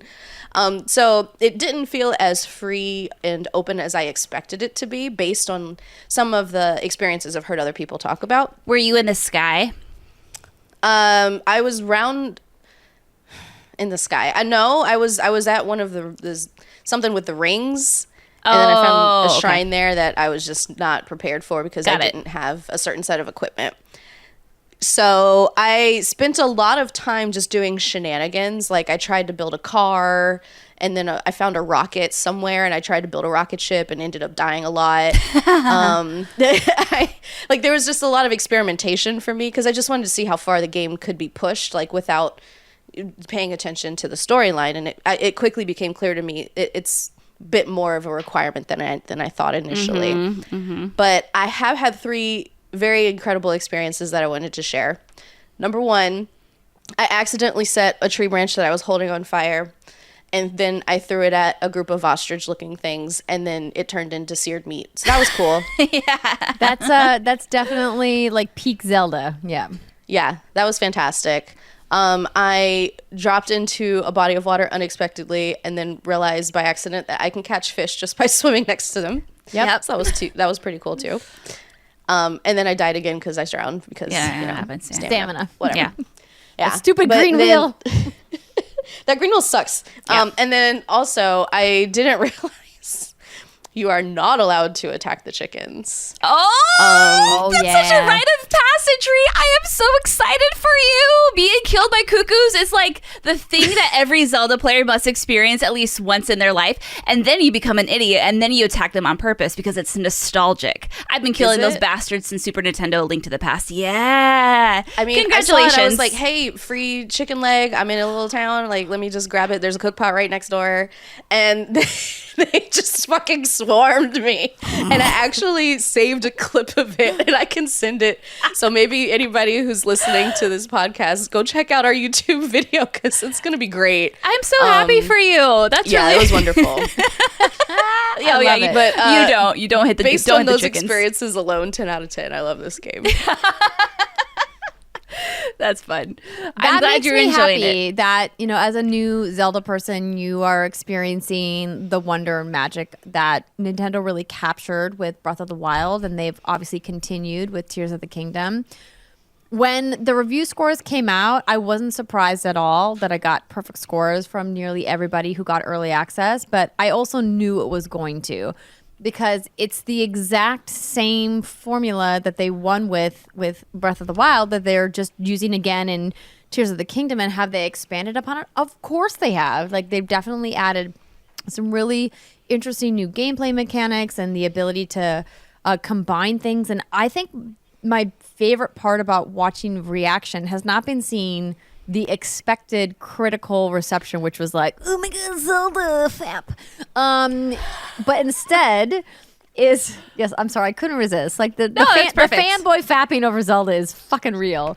But instead was watching what developers video game developers who work at other companies who work on very different kinds of games are saying about what Nintendo's team has done with this game, because that to me I think is really exciting. This idea that other developers look at the technology that Nintendo is employing, because Nintendo is pretty secretive about the way that they develop their games and all the tools that they use. And you know, I think it's always interesting when devs are like, yo, I don't know how they did this thing in Tears of the Kingdom. Like, I don't know how they made it so that you can recall the things that you've dropped on the ground in this massive open world in this particular way. It's like that, those engineering feats that are usually buried in code and take engineering of like hundreds of team members to figure out like how to do it.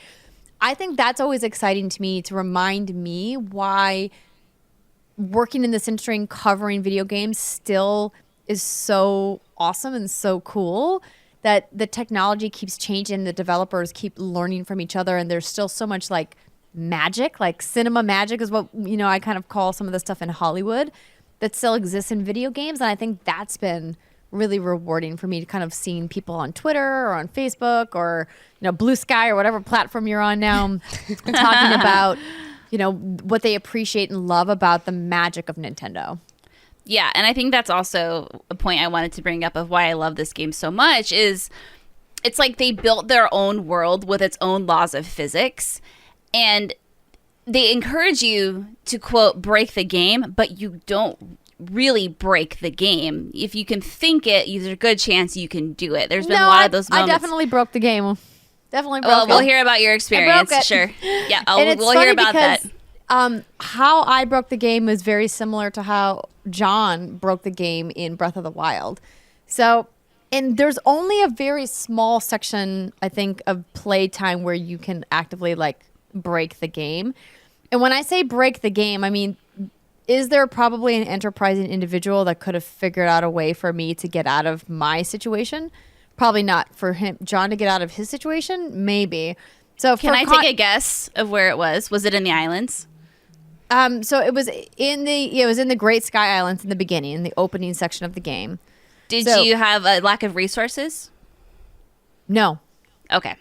So I'll talk about that later. For some context. So John, when he was playing Breath of the Wild, got to one of the snowy cold areas probably much earlier than he should have, or that Nintendo anticipated, and he used his stamina as he was allowed to climb up into this cold mountain, and then froze to death, and then kept respawning on the top of the mountain, but then couldn't fall down or climb down, and was stuck in a loop of being respawned, freezing to death, dying, and then you know how it goes. And so I was like, yeah, that feels like the game shouldn't have allowed you to do that.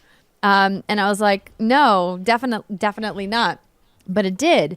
And so for me, what happened was I looked up a guide. Okay, so listen, I was like, I ain't fucking around with Tears of the Kingdom. I ain't got time to go like leisurely explore everything. I want a little hint.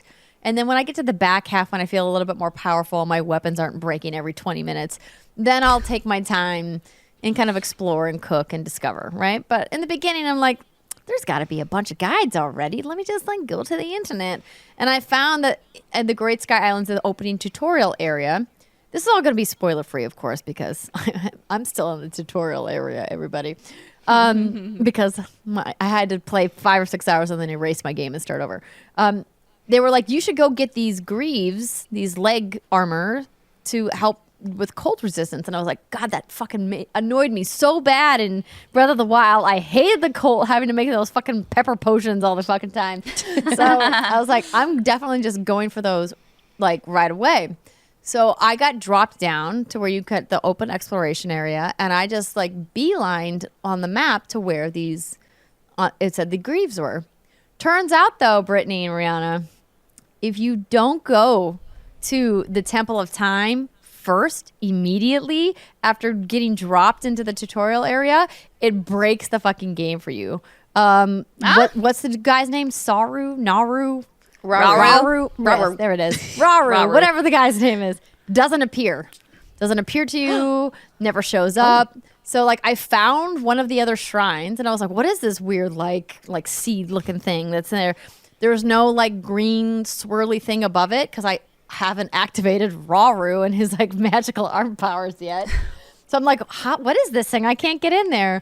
So I'm just like exploring. I find some Korok seeds. I find some cool weapons. I clearly get my ass beat because I went to the hardest side. It reminds me of Elden Ring when I accidentally got teleported to like the super hard part of the map before I was supposed to, and just like got my ass handed to me. Yeah. But I appreciate at least that From Software didn't make it so that broke the game for me and that I had to start Elden Ring over from the beginning in order to progress. They were like, you can get out of this. You can survive this. We will give you a way. But in Tears of the Kingdom, if you don't go to the Temple of Time and initiate Rauru right away and activating Link's arm and opening the first and activating the shrines, it never activates. And then you can't go after that? No, because once you drop down, because I started exploring, but then, you can dive off of these really high areas into water and not die. I was like, oh, that's a cool feature. I like that. But turns out when you do that, there's no way to get back fucking up unless you have Ultra Hand. And I was like... So wait, you dive from the Sky Islands down to the broader Hyrule? No, because you can't get down to broader Hyrule until you do the 3 shrines. Right. But so I got to a point, I explored literally for hours. I spent my entire flight from Los Angeles to Boston, a whole 5 hours, trying to find a way to get back to the Temple of Time after having gone from east to south, then to the western side of the Great Sky Islands. Could not find a way to get back without Ultra Hand to fuse things together in order for me to get the platforms. There was just literally no way for me to get back. Right, yeah. And I was like, do I really have to? I had that moment where I was like, I put my Switch down and I was like, okay, I'm not going to rage. Because I was like, I've been exploring a really long time. And I probably looked up a dozen guides, all the big sites, everything. It reminded me that people who write guides are thankless and don't get paid enough, but also that they shout out to guides. But they assume also that you know a lot about what's happening. And I was like, these guides clearly need to like dumb it down a little bit more because they're like, oh, you should just go here and go here. I go, yeah, but you're assuming that I read the whole guide before I just like jumped off and started exploring, and I didn't read the whole thing. I just started playing. And yeah, because at that point, all you have is your stamina meter to try to climb. And right. You can't fuse. And I was able to make quite a few because I found a lot of the stamella mushrooms or whatever they're called. And I was able to make a lot of that, but like I couldn't even climb because the islands aren't connected. Right. So I couldn't even jump across, like, because in order to move through some of the islands, you literally have to move platforms with Ultra Hand, or you have to build like one of those little platforms that you use the hooks to go on the railings to get between some of the islands in the beginning. So I was like, okay, I literally have no choice. I read so many guides trying to figure out how to get back. Nothing. All of the guides were like, you just go to the Temple of Time first. Don't you just head to this area first? And I was like, yeah, that seems like a really like smart thing to do, is just go straight down the path, because the path is like, here's the stairs, just go straight. But instead I was like, I'm going to turn left and go this way because the game allowed me to, which is brilliant, but also broken. Because if you're going to do a tutorial area that's going to then gatekeep me getting out of the tutorial area, and I have to do these shrines, then you should just force me to do at least the first shrine before I'm allowed to even explore that other section. And I got so mad about it.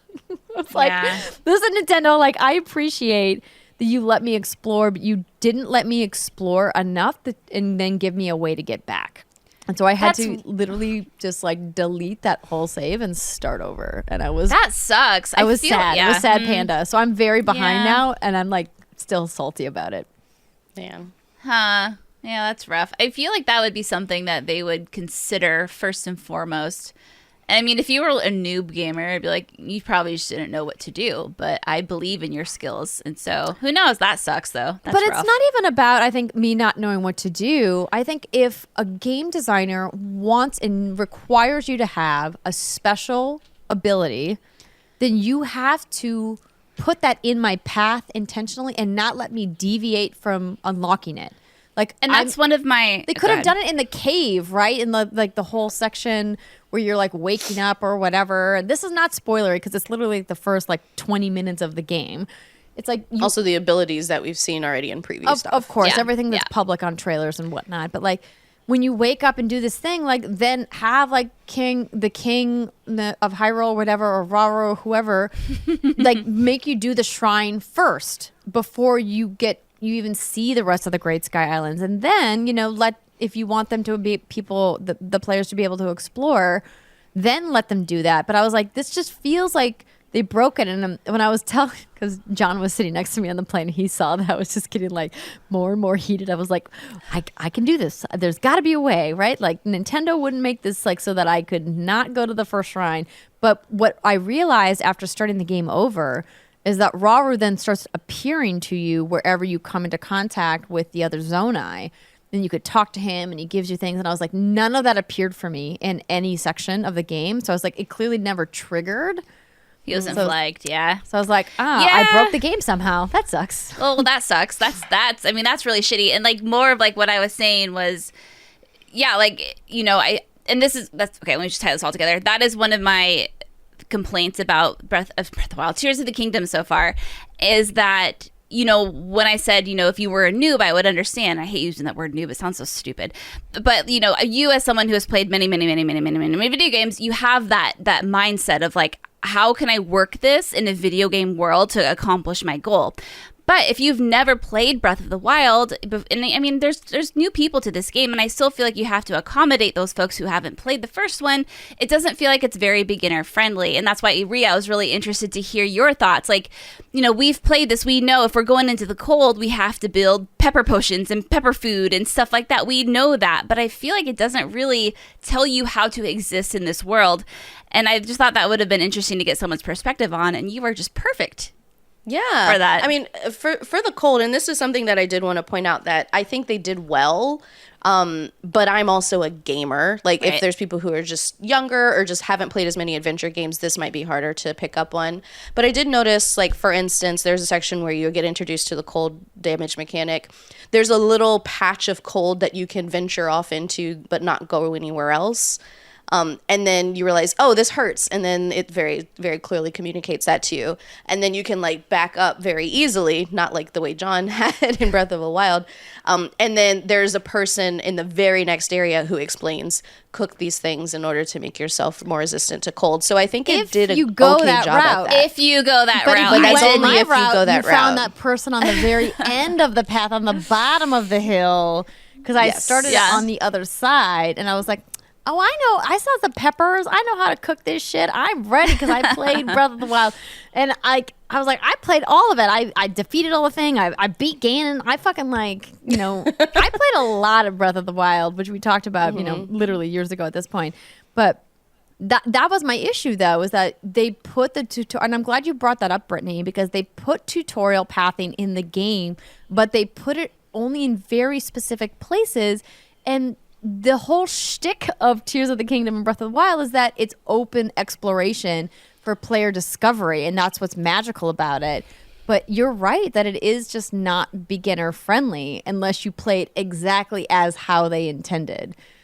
And I have run into lots of frustrations. Yeah. I think that's particularly true in the beginner area. I think once you hit the wider world, then it's kind of like go on with your bad self, do whatever the hell you want. But that was something I actually ran into myself. Is I built this really cool like log ladder, and I clearly wasn't supposed to be in the frozen area, and so I went from point A to point B. I'm now shivering my ass off. Link is dying, but I'm like, I know what I have to do. I'm like, what did I miss? And I missed a small little entrance to a cave where I found my first cooking pot, and I probably wasted, I don't know, probably 20 to 30 minutes trying to figure out, like, I know what I have to do, but like where, and the fact that it was so shoe-lined, like you have to go into this cave, that's where you have to go, and it's so, and it's not the best tutorial area is what I will say, and I think we're all probably in agreement with that. But once you hit the wider world, it's kind of like go on with your bad self, and that's when I think the magic truly shines. It's where you can pull out a pot whenever you want, you can go wherever you want, do how you want.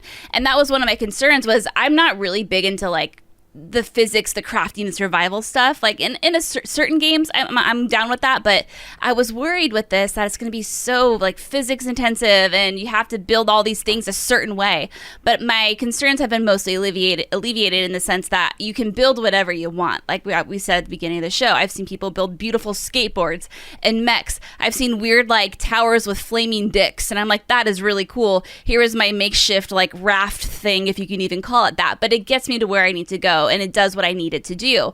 So in that sense, I'm happy that it's not this stressful, like I got to wrap my head around this. I have to understand it. And at first it was a little like that, but once it clicked, I got it.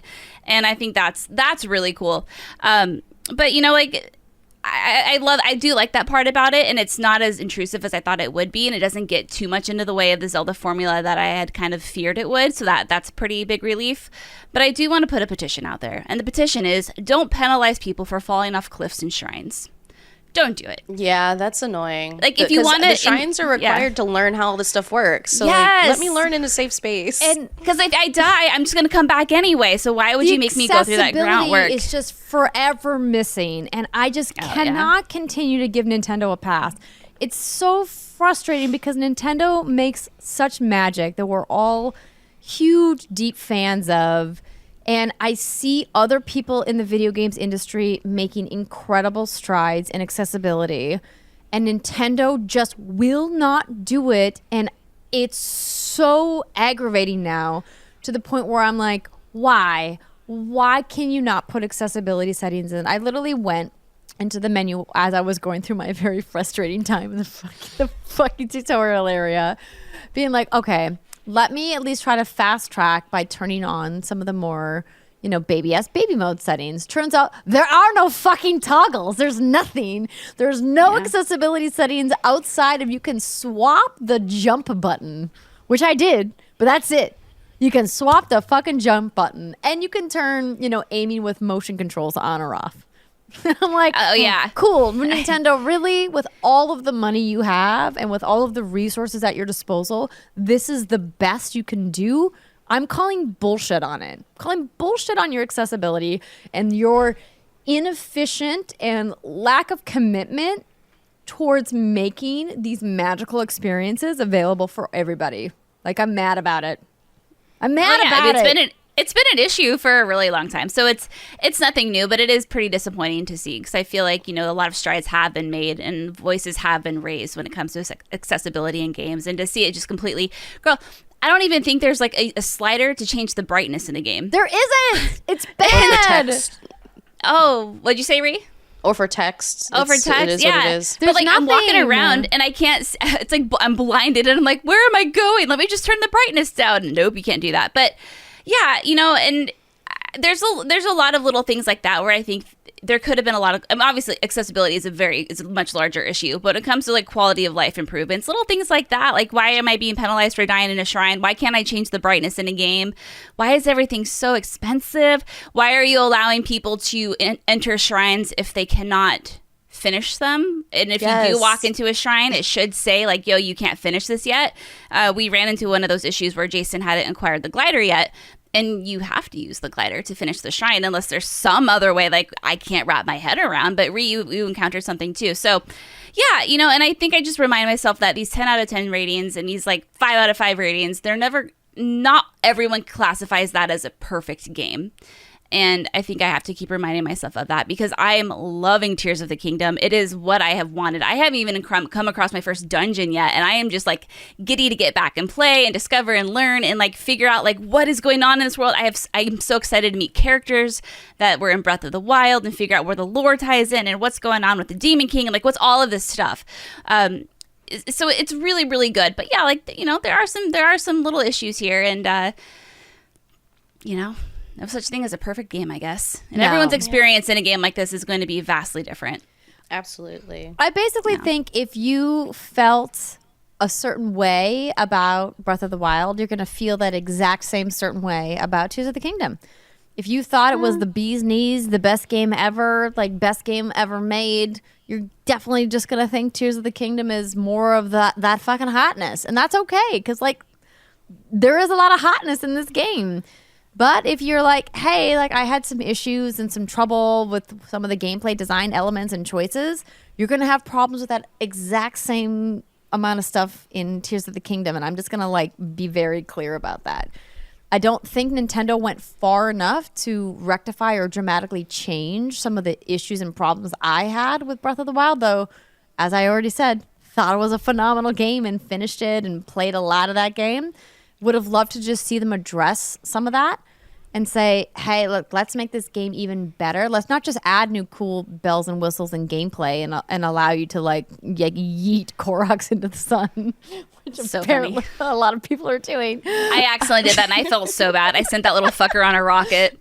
His friend was so far away across the valley, and I'm like, listen, dude, like I love you. I got this shrine I got to get to. I'm gonna aim for this and hope for the best. And he bounced off that like a pinball and disappeared into a poof. And I still, from what I've heard, from what I've heard is what I just said. That's funny. But from what I've heard, they can't permanently die. But like he hasn't come back. He's gone. I keep going back. Yeah, he hasn't though. Like, so I'm getting at. He's gone, and it's been like 10 in-game days, and Homeboy is not back. So whatever. I will say a couple quick fire things. Side quests are great. I love that they seem valuable, at least the ones I've done so far. Oh yeah. That's a great point, Rita, to bring up. And I just want to like bounce off that real quick.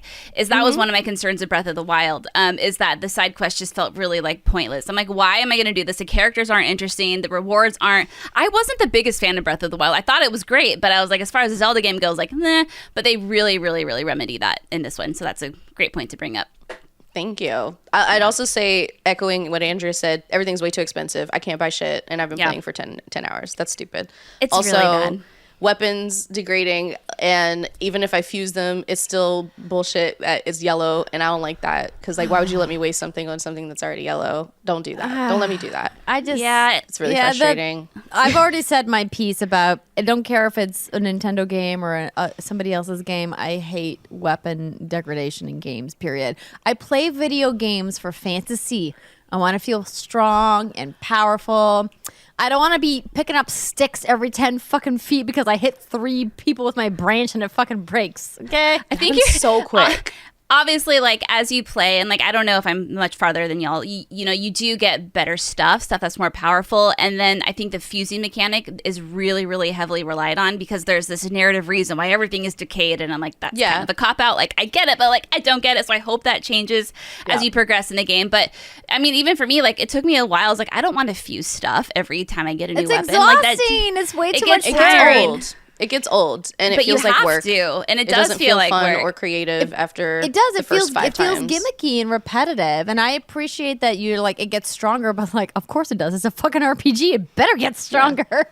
Well, I'm saying it's a little bit more. Don't make it break. You get the point I was getting at is you pick up better materials that makes the weapons last longer and they're more powerful. So it's not like you're losing a tree branch every 2 seconds, right? Yes, you have I did an use arsenal. like the most basic example. That's fair. That's on me. I just think of Breath of the Wild and how I didn't feel that annoyance of weapon degradation go away until I got the Master Sword, and that's like very late game.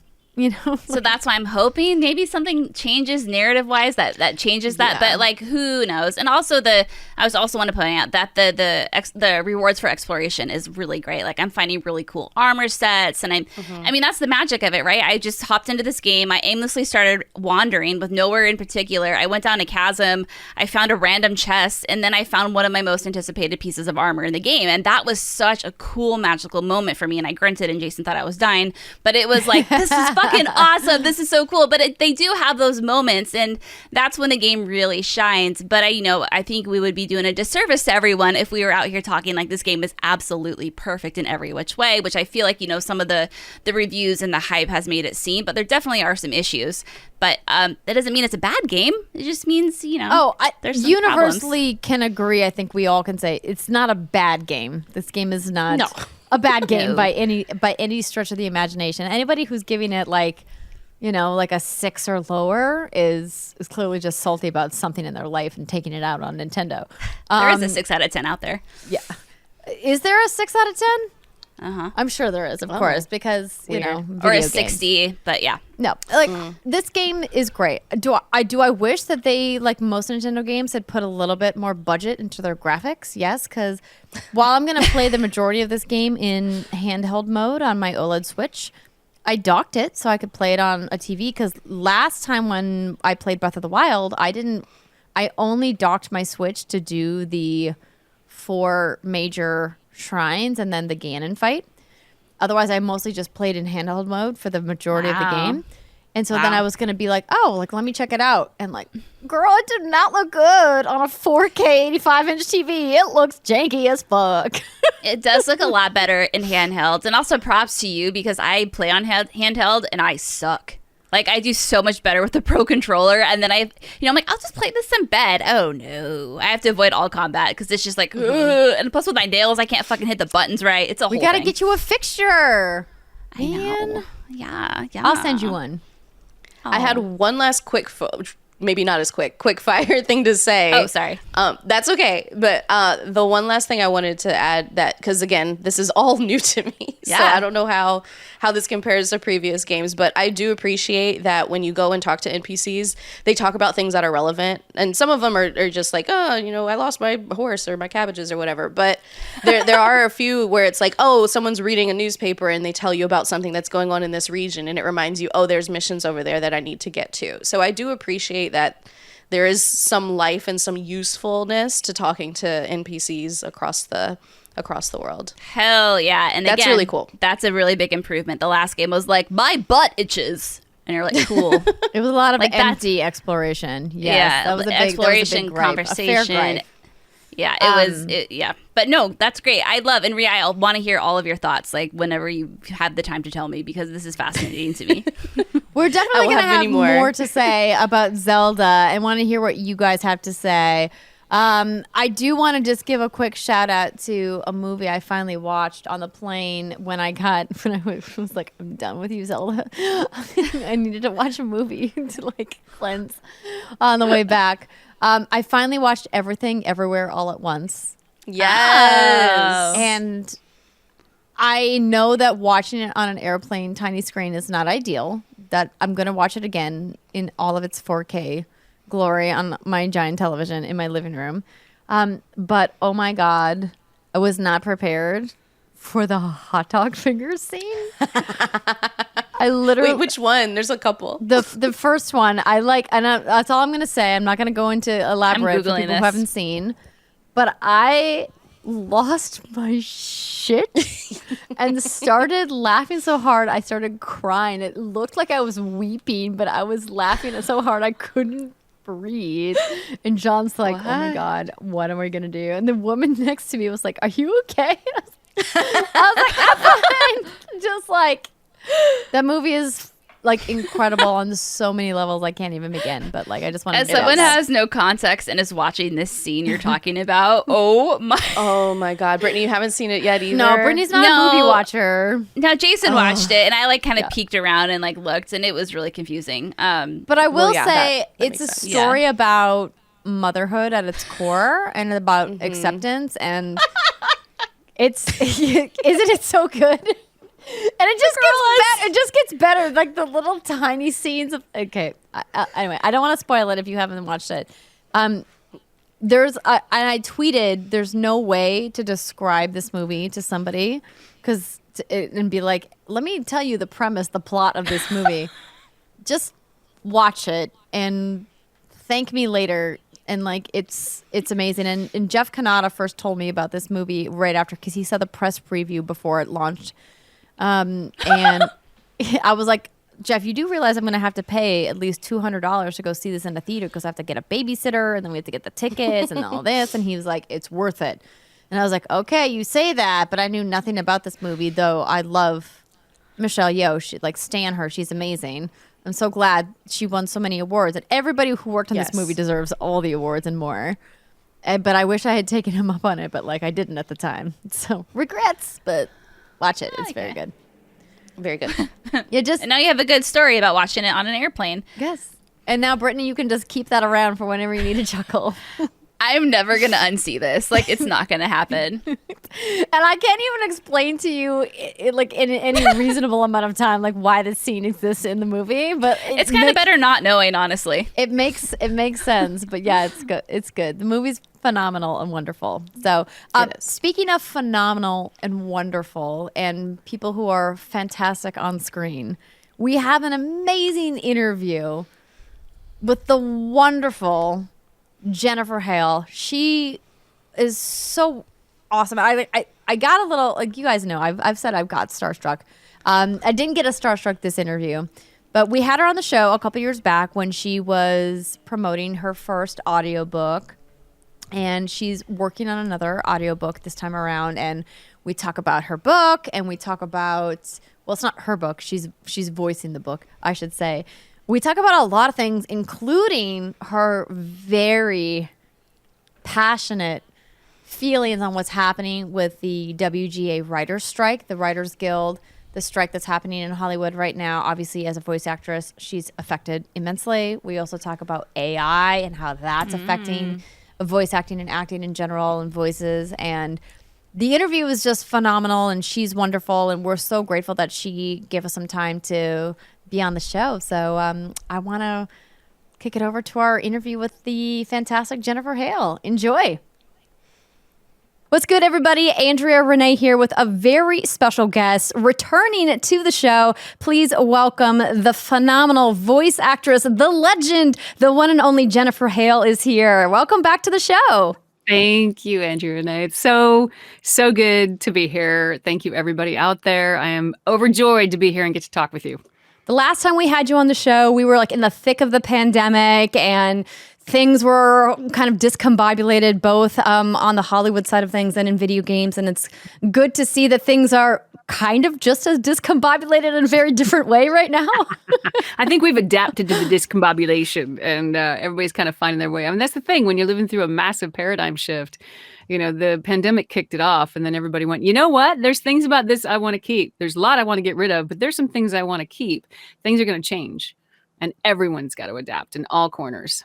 Absolutely. And the last time you were here, we were talking about your role narrating To Sleep in a Sea of Stars, the audiobook. And we're going to be talking in just a little bit about your next audiobook role, Fractal Noise by Christopher Paolini. And that's a very exciting project. But before we dive right into that, I would love to hear, you know, in addition to the audiobook, you know, what have you been up to since we saw you last? You've obviously, you know, voiced a couple characters since then.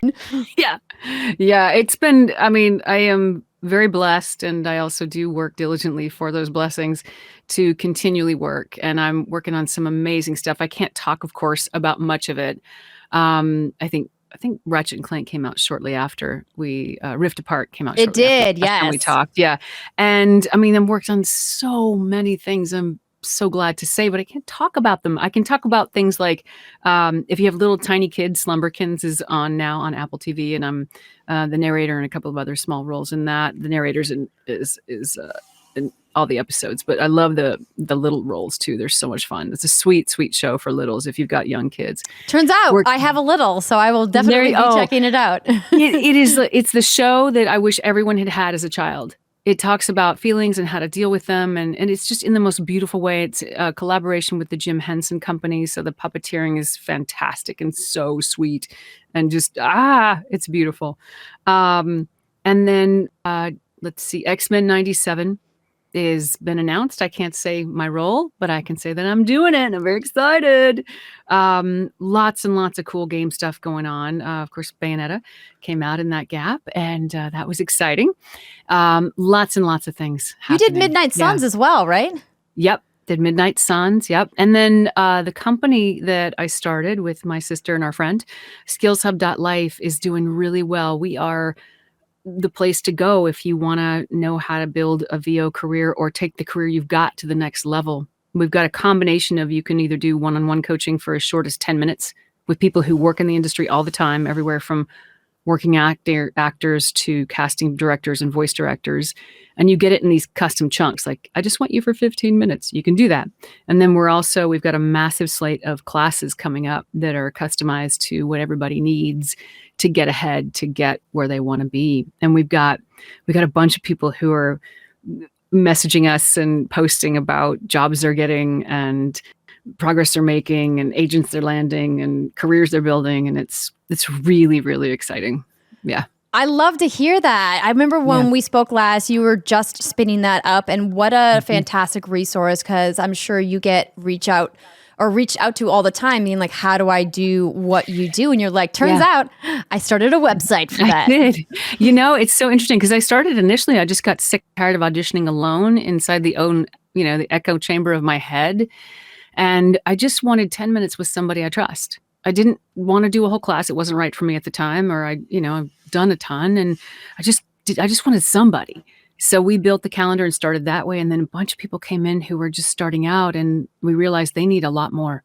So I have just been building and writing and building and writing, and Bill has been building, and my sister, like the three of us just hunker down every week and go, okay, what are we making this week? And now we have these sort of step-by-step Lego guides to, all right, you want to do commercials? Here's what you do. Animation? Here's what you do. You're making a demo? Here's what you do.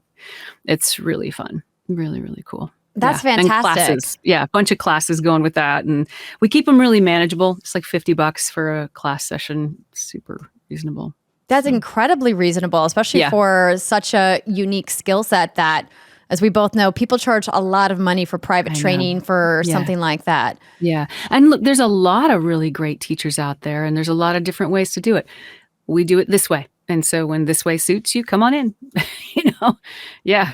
Check it out, skillshub.life. We will be sure to put that link in the show notes. If you guys are listening, you're like, actually, I've been thinking about exploring that. You can head on over to Jennifer's site. Yeah. It's all there. It's the acting.skillshub.life will take you straight to the page that tells you everything. So that's eaten up a chunk of my time on top of sessions and life and parenting and everything else. So I mean, I thought I was busy, but I feel like I need to add a few more things to my plate. No, I need to take some away from my plate. Trust me, you do hit the wall after a minute, and then you gotta, I get out and hike almost every morning, and that's the sanity right there. Yes, the time with the green things is always good for the soul. And the birds and the ocean and the surprise, the otters when they show up. I'm like, what? This is amazing. Oh, I'd love to hear that. That's wonderful. Yeah. It's on my Instagram. I'm always like, I often will post my morning walk, pictures. Yeah. Of my grubby face when I first look, because every morning when I get up, I don't think I even look in the mirror. I do brush my teeth. I don't look in the mirror. It's the hair I slept on, and I step out my door with my dog. I'm like, let's go. Sun's coming up. We got to go. Turns out the birds don't care. So you're all good there. And you know what? I care less and less every day. You know what? You shouldn't care, because you're a beautiful woman. And, if you don't feel obligated to do hair and makeup, you shouldn't. And sometimes we like to do it because it makes us feel great too. That's okay. Either way is good. Yep. If I don't feel like it, I'm not doing it. Yeah. Absolutely. Yep. Well, one of the things that you have been exploring is audiobooks. This is only your second time working on a project of this kind, which is a little wild to think about how prolific your career is. I believe you have a Guinness World Record for how prolific you are. And you're like, actually, audiobooks are just the new thing. Yeah, well, it's most prolific female video game actor. Steve Bloom has it for the male side. And actually, this one turns out Fractal Noise is my third. The second one kind of snuck in there because they've all happened because someone in something I'm already connected to has said something. I met Christopher at a Comic-Con down in Australia, I want to say 10 years ago. And he said, I'm working on something, and I think I would love it if you would consider narrating. And I'm like, sure, and true to his word, man, he followed through. And years later when the book was ready, he connected with me, and I said, well, that sounds really cool. It was my first audiobook, and it was over 800 pages with 50 characters. I was like, oh, these are intense. And then the second one was an Overwatch. It's Ash's backstory. So I did it kind of Ash-ish, which was really, really fun. And then when Fractal Noise came along, I'm like, yes, I get to do another one of these. Because I love the Fractal Verse, which is the name of all the things, Fractal Noise, Sea of Stars, all the things happening in that universe. It's the Fractal Verse. And it's freaking brilliant. Yeah. I love that you're able to take the relationships that you make on or at events like a Comic-Con and say, hey, I love your work. And he said, I love your work. And you're like, well, let's work together. I think that that's such a fun, like organic way to combine business with friendship. And let's talk a little bit, more about your approach to working on something like Fractal Noise. The last time we chatted with you about how different doing an audiobook is than doing animation characters or even video game characters. Do you feel a lot more confident and comfortable doing this type of work now that you've got, a couple projects under your belt? I do. I will also say, because of my body of work, I have the privilege of setting up the circumstances, the work setup in a way that works for me. I don't work as much in the traditional audiobook way where you're on your own doing it quite often. I'm not the athlete that many audiobook narrators are. I'm an athlete in games. I'm an athlete in animation. In audiobooks, I'm a newbie. So I definitely need a producer present. I will allow the engineer to take over my computer and run it for me. So all I'm looking at is the text. I've figured out the ways that I can do it well, and then I do that. That's such a smart way to approach it, because even though people like us maybe have experience in one silo or another, you're like, hey, it's always good to learn something new. And that's such great advice for people who are listening, who are maybe contemplating doing something different in their own career path. Yeah. And I think there's this crazy dynamic that happens. It's funny at Skills Hub when I'm teaching, I do a lot of what they call the head game. What I call, I shouldn't say they's me. What I think of as the head game, which is the ways that we undermine ourselves in our thinking and in our assumptions. And I think when somebody goes into a new career path, they look at like, well, I'm supposed to be able to do this, right? I'm supposed to be able to work for hours and hours under these conditions. And if I can't, then I don't even belong here. Like, no, your needs are legit. And it's really important that you speak up about your needs, because if you can't do it for yourself, do it for the rest of us. Because if you go out there and set the expectation that voice actors are machines and they'll do whatever you want for hours with asking for very little in return, you set an expectation in those buyers' minds that the rest of us have to deal with. Like, your needs are legit. Stand up for them. Do it in a respectful and diplomatic and repetitive way. Because it's your list. It's not their list. They're not the ones responsible for remembering. It's you're responsible for communicating it. And you don't go, oh, I'm not doing that. You go, what's going to work best on my side is if we have this and this, or I do this and this. Does that work on your end? Will that work for you? And when they say no, go, well, let's find a middle ground that works. I love that. Compromise. Yeah. And it's such an important message, both one of the pervasiveness of imposter syndrome and us not believing in our own abilities, but also the ability to communicate your needs effectively so that they don't come off as combative. And that's a skill that's definitely learned. Well, I think I agree. And it's not taught enough.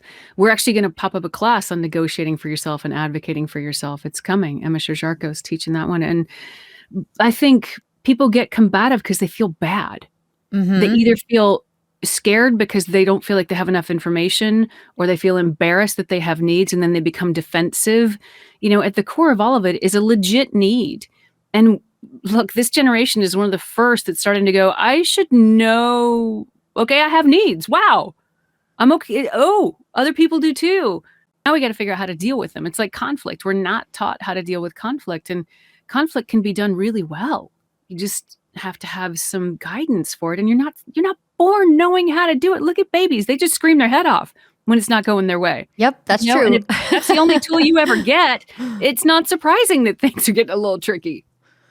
Absolutely. I love that. I'm definitely going to keep an eye on when that class comes up. I would love to attend and hear all of that knowledge. It's on the Skills Hub social media. We always pop them out there. Mm-hmm. Fantastic. Well, I mean, I think that kind of pushes in the direction of, something I had thought about when we scheduled the interview. And it was really just like the timing of it all, talking about, knowing your needs and what you're worth. I mean, there's a big movement happening in Hollywood right now. The writers' strike is happening. The Writers Guild, the WGA, is officially on strike. I vividly remember living in Los Angeles through the first writer's strike that then led into the Great Recession, which was not a fun time for people living here, working in entertainment, or anywhere, actually. The Great Recession was bad for us all. But now that we are, 15, 16 years or so beyond where the original writer's strike was.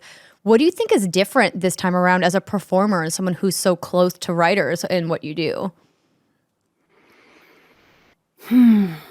Things are worse. That's what's different.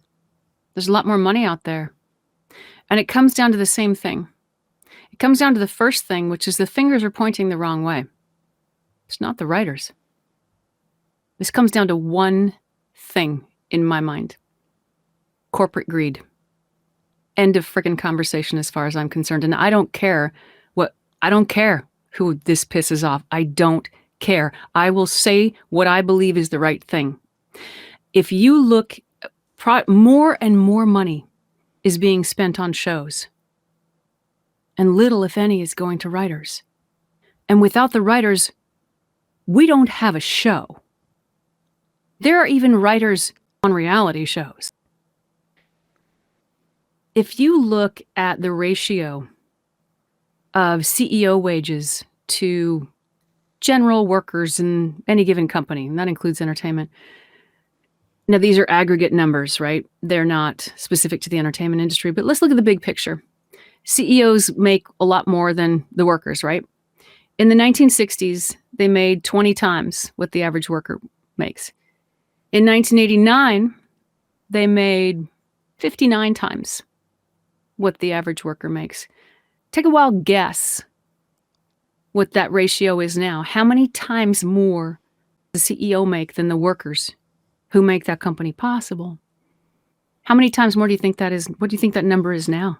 Oh, man, I thought it was 60 times, but if you said it was 59 times, I mean, in 1989. It means it's got to be close to like 100 now, right? 399 times. Oh, my goodness, I was not ready. Well, that's what's happening. That's what's happening to all of us. It reminds me this week's episode of Ted Lasso. I don't know if you watched that show. Oh, I love that show. Friggin' brilliant. There's a scene, spoiler alert.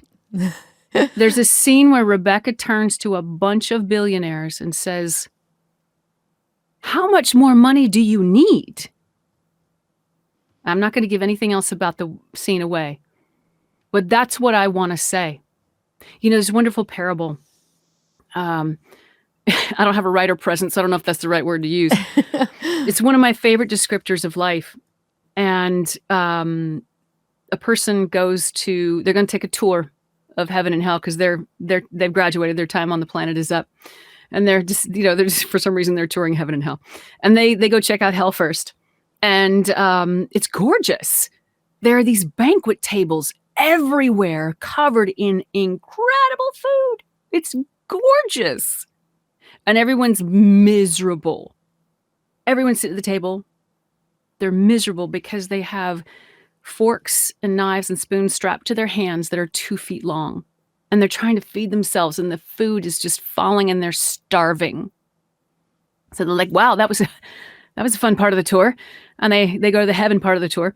And this is obviously my version of the parable, right? They go to heaven and it's identical. Same tables, same silverware, same napkins, same food. Everything's the same. And everybody's happy. They're feeding each other. Because that's what works in that situation. This me first, I'm going to get mine, I need more, is choking the life out of us. And the struggle the writers are facing is a microcosm of that larger conversation. It's happening to every single one of us. I am all about make money. All about it. Make money. If you create something good, absolutely be rewarded. But there are CEOs out there doing very, very well who do things like pay their employees a minimum wage that is a living wage in their city. One of them in Seattle, the minimum wage at his company is a few years ago was $70,000 some dollars because that's what it takes to live at a basic level in Seattle. He's not paying them $17 an hour and pocketing the rest to go buy whatever. This is about greed. It's about doing what's right. And I'm done. I mean, there should be like a mic drop moment here. I was talking to, who was I talking to yesterday? I don't remember who I was talking to. I was like, whoever dropped a mic never bought an expensive mic.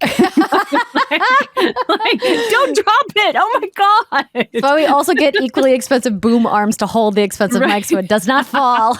Right. And this is the thing, like our culture devalues everything but the shiny stuff. Yes. One of my pinned posts on Instagram, I was given the Industry Icon Award at the Silvis Awards this past December, which was a lovely, lovely honor. But I went in there and I was like, you know what, guys, we're here on a shiny moment night. But the shiny dots aren't the life. It's everything in between. And when I look at that in this context, it's everyone in between. I mean, for the writers, it would be as if the writer said, I have an amazing story. I don't have the machinery to produce this story. And they went to a friend, and the friend was like, that's totally my jam. I can make that happen. And they shared in the profits and in the fruits of their labor, and they employed people well and on great terms, like Pam Adlon did on Better Things. And like they did that. It's as if that setup over time, the person who knew how to produce cut better and better and better deals for themselves. And one day the writer turned around and went, gosh, the cost of living and things have gone up and this business is really profitable. I'd like a piece of that. Because we started out on, better, more comparatively equal footing. And that other person who does the producing went, no, I don't want to share. That's what we're sitting in. Yep. I mean, you nailed it. That's definitely it.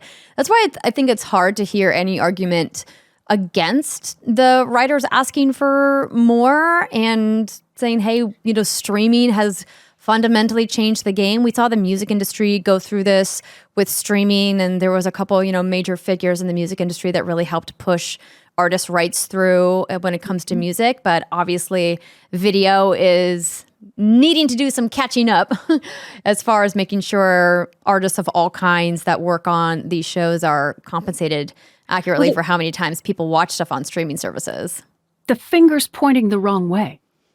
It should never have been on the artists to go, can I have a fair shake? It should always be on the executives to go, let's make sure we're doing this properly. Are we taking care of everyone in a respectful and appropriate manner? They dropped the ball. It seems like a really reasonable point of view. It's like, yeah, hey, just take care of the people that do the work. But dude, everybody goes on and on about friggin' survival of the fittest. And I have a friend who has an anthropology degree and was sharing once at dinner that phrase appears, a half a dozen times in the text that it's in, Darwin's Origin of Species. The phrase community and cooperation's in there a couple hundred times because that's how we actually survive. Yeah, I'm seriously pissed about this. I think it's gonna take us all down. They need to get their act together. They're going to take us all down. Their greed is going to take us all down. Time's up. All right. Well, I mean, if I could snap and mic drop and clap again, like I told him I was bringing my flamethrower today. I'm like, I'm done. I'm done. Why are we still having this conversation? It makes no sense. I mean, yeah, I'm with you. And so hopefully the bargaining continues at a faster clip. I mean, last I heard it could go on for months. 3 months was the short estimate I heard, but hopefully that it doesn't go on much longer than that. And I think an interesting phrase I've heard is that my husband has used a couple of times is that it's not a successful negotiation if anybody walks away happy. Everyone's got to walk away mad. just a little disgruntled is fine. But we're so far out of balance. Yeah. We're so far out of balance, and they have successfully manipulated the media conversation, the cultural conversations that our common language is even people asking for more is wrong. Like, what? How about stop stealing from me? How about that conversation? I'm sorry, without writers, we don't have anything. How do you grapple with what's happening currently in the industry and also still wanting to encourage young people to get in and follow your footsteps and, be a performer or be an artist? Is there still hope for people who have dreams of performing and saying, hey, I can still do this and make a livable wage? 100%. We all have to get our hands around AI. which means everybody speaks up. I don't care what market you live in. At Skills Hub, we are completely union agnostic. We don't care, and that includes FICOR. What we care about is that people support each other, do not undercut each other, and that we communicate and unify. So around AI and those things, that's another quote unquote threat on the horizon. You've got incredible organizations like navavoices.org out there fighting for all of us. And what's going to really seal the deal, I think it's going to bring out the best in us, because we're all going to have to report in. Everyone's got to look at their contracts, and Nava has a specific email you can send questionable phrases in your contract to. We got to all step up and start saying, no, you can't have this. Nava just created this incredible agreement with voices.com, I think Voices123, a whole bunch of sites. It's reposted Sissy Jones's announcement about this on my Instagram.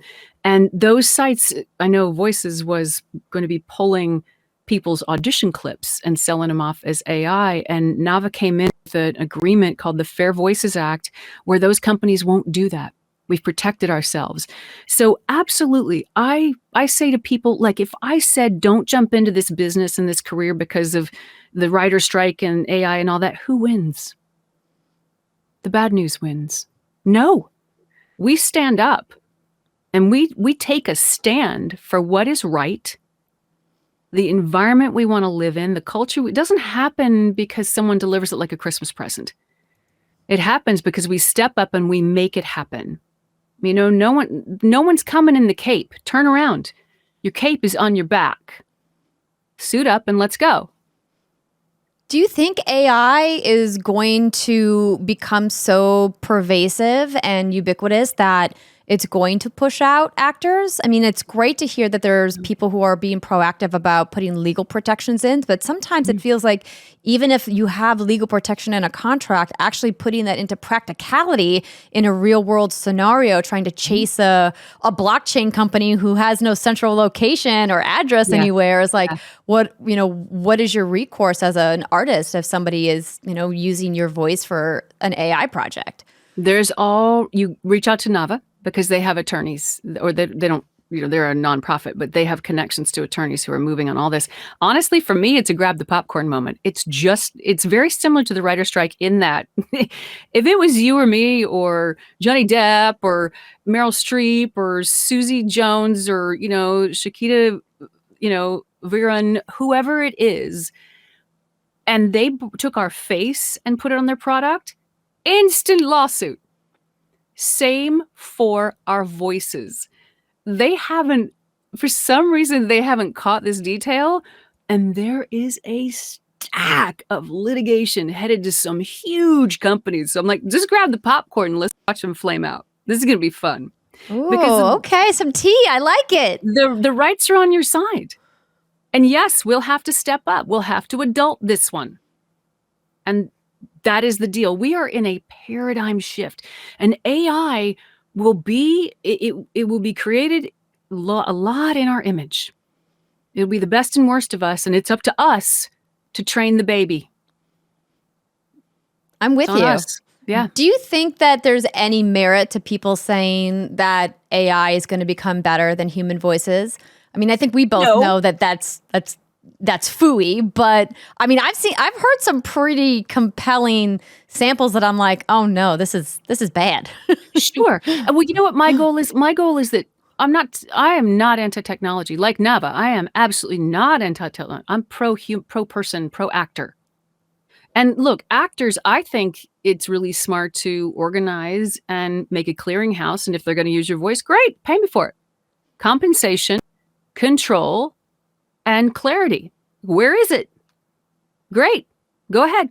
You have my consent. You're going to compensate me, and I will have control around how long you get to use it for. Because that's the right thing to do. This is not an excuse to steal from people. Okay? Yeah, exactly. I know artists have been dealing with this for much longer than performers have. With all of the AI apps. I know when Lensa became a big thing, we found out after it became popular on social media, it came to light, thankfully, pretty quickly, that a lot of that art was stolen art. And I think a lot of us were mortified, being like, oh no, I didn't know. I fortunately heard about that, so I never posted those. They're such cool looking pictures, people's AI versions of themselves, but I was like, that doesn't feel right. I don't know why. And that's what I would say to you guys. Like, when you get that doesn't feel right feeling, please listen to it, And when you're not sure, ask, wait, ask, just wait. Don't let your FOMO drive you to a really poor ethical decision that is ultimately going to, because it's karma. It's moving faster than ever. You make a decision like that, watch your back. That's true. You don't want karma coming for you at all. Well, your karma's coming for you. Just farm it well. So what comes for you is a reflection of how you've conducted yourself. Yes, the whole idea of, put it out into the universe and it'll come back to you. Yep, the golden rule. It's all in this, all these different, approaches to the world and faiths, etc. They're saying the same thing. So you might want to listen. So Jennifer, you have done so much. You clearly are expanding into training and mentoring with Skills Hub, and you've got audiobooks and animated series and video games. Is there something that you're like, I actually am looking forward to doing this in the future? Any kind of like fun projects or things that you're like, I have this really cool thing I've decided to explore? Well, I do love singing. I love that I got to do a song for Sea of Stars, and I got to make up a melody to go with some lyrics that Christopher had written for a character's song in fractal verse. So music is always the center of me, but the thing I'm looking forward to the most is resting. You're like, sleep. I can't wait. Can I just say sleep? So I can just like go, like if I just want to go outside and sit in the sun or play with my dog, like I'm very excited about that moment when it happens, but that's just not what's happening right now. Yeah. So, yeah. There's a time to hustle and a time to rest. My mom actually just made me watch Eat, Pray, Love. I'd never seen it, and she was mortified. She was like, you've never seen it? Yeah. And so we watched it, and there's that whole section in Italy where they talk about, the art of doing nothing. And I was like, what is that? Yeah, it's crazy. It's crazy. Like, yeah, it's so important. And that's, again, honestly, it goes back around to the corporate conversation, because we're sold this bill of goods and this whole values system around everything we've unconsciously consumed for years, going, this is what makes you great. The achievement thing, the going and doing. And I'm sorry, but on your deathbed, you're not going to be like, I wish I had worked more. No, you're going to be like, why did I not listen to the birds? Why did I not stop and, sit down with my kid and do nothing? What a fantastic message to end our interview on. And go touch some grass, everybody. Yes, indeed. Has health benefits you don't even know. Yeah. I love it. Well, so Jennifer, it's been so lovely chatting with you about the book and about what you've been up to. When can people listen to Fractal Noise? When's it coming out? I believe it is out. I believe it is just now out. I think it's out yesterday or today? Yesterday. From when we recorded the interview? Yeah. Yep. Exactly. Well, there you go. May 16th. Yep. Yeah, I'm super excited for this. Christopher's so brilliant, and this book it's intense. It has stayed with me. I mean, both his books really stayed with me. And it's a beautiful story. This whole universe is really exciting.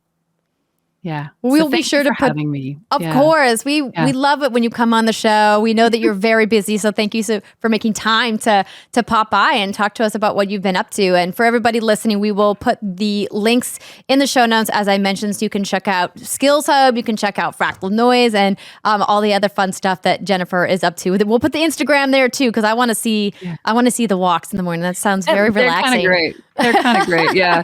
I'm very lucky. Yeah. Thank you. Thanks everybody out there. Thank you for watching and playing and listening. And thank you for being there. And please remember, you have power just in being who you are and sticking to what you know in your heart matters to you. And you matter. And I'm just very grateful that you're there. Couldn't have said it better myself. Thank you so much, Jennifer. And thank you everybody for watching and listening. We'll see you next time. Thank you again to Jennifer for giving us her time. If you guys want to know all about everything that she is working on, her music, her audiobooks, Skills Hub, her fantastic website, you can check the show notes for all of those links. And please do check out the projects that she is working on. So as you guys probably can tell from people who listened to the interview, it was hard for me to like know what to say after she got so fired up about some of these things. It's like, you're right. Yeah. Greedy people be greedy people. We gotta end it. Yeah. Stop being That'd be greedy. nice. Spread the love, everybody. Eat the rich. Be a good step to, making the world a better place. That's for sure. Yeah, exactly. Well, You're all ladies, gonna end up dead anyway, 6 feet under. What the fuck? You know what I mean? It's true. it's true. Yeah. It's true. But not today. I don't know why. I don't Hey, know. optimism it just felt like on the right what's thing to good say in the moment. games. No, it doesn't That's work. fine. I love it. Not Yes, today, okay. Satan. Yeah, Yeah, that's perfect. exactly. Oh, Alexa Ray. She used to say that all the time on our show.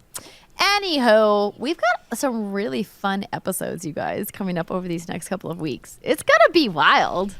Yeah, we got some fun interviews. Our 8-Ball episode's coming back. We have some, you know what it means when we get to the 4th of July week around here. What's Good Games? It means best game, what's it called? Best game so far. Game of the year so far. One of those. Yeah, some fun shit. So many contenders this year. I love that you're jumping all the way there, and I'm still thinking about the 8-Ball episode. Like, that episode is going to be big. And we got our special Diablo episode coming up. Oh, yeah, we got some fun shit. Without giving away too much, we have some fun guests from Blizzard who are going to be coming on the show to talk about all things Diablo ahead of launch. And then, of course, Summer Game Fest. Oh, yeah. Can't wait. It's going to be good. It's going to be good. The hotness. All right. Tell your friends What's Good Games is the hotness. Subscribe, download, follow. We're the hotness. Does that make us sound old? Does that make us sound old when we say that? No. Well, I don't know what the kids are saying these days. I watched one of those TikToks where they go through like the Gen Z dictionary, and I'm like, oh boy. All right. I don't know what the thing is for cool, but I do know we don't want to be mid. Oh, Definitely mid. not mid. We are far from mid. No cap, right? So what are we then? Is that what the kids say? I've definitely just aged myself. Ugh. I would say we have Riz. Riz? Oh, okay. What the fuck is a Riz? It's charisma. It's good. It's like charisma, but short. It's a good thing. Oh, okay, that makes sense. Riz. Cool. I like it. I like Riz. Yeah. I think some people are like, oh, you got game, but it's more like, it's different. It's different. Okay. Yeah, Riz. I like that. I'm trying. I need to get cool again. Are you trying though? You feel like we're not, and it's okay for us to just admit we're not trying. Are we going to be those parents, all of us, when our kid are like speaking in language, and we're going to be like, I don't know. Be an old folky parent. Stop being hip. I don't know if I can. I'm inundated with like AAV and Gen Z lingo every day. It's because you spend too much time on TikTok. I keep telling you this. True. Well, I hey, love this your is how I keep TikToks. in touch with the youths. The youth. That's true. We'll be calling you. Be like, my kid just said I'm foogity floggity foo. What does it mean? And you're like, I got you, girl. I'm like literally the embodiment of the Steve Buscemi gift where I'm like, hello, fellow kids, rolling my skateboard. Oh, man. Oh, we're getting old. Oh, okay. That's the end of the show, everybody. We love y'all. Thank you for supporting us and our show. We will be back next week. Bye.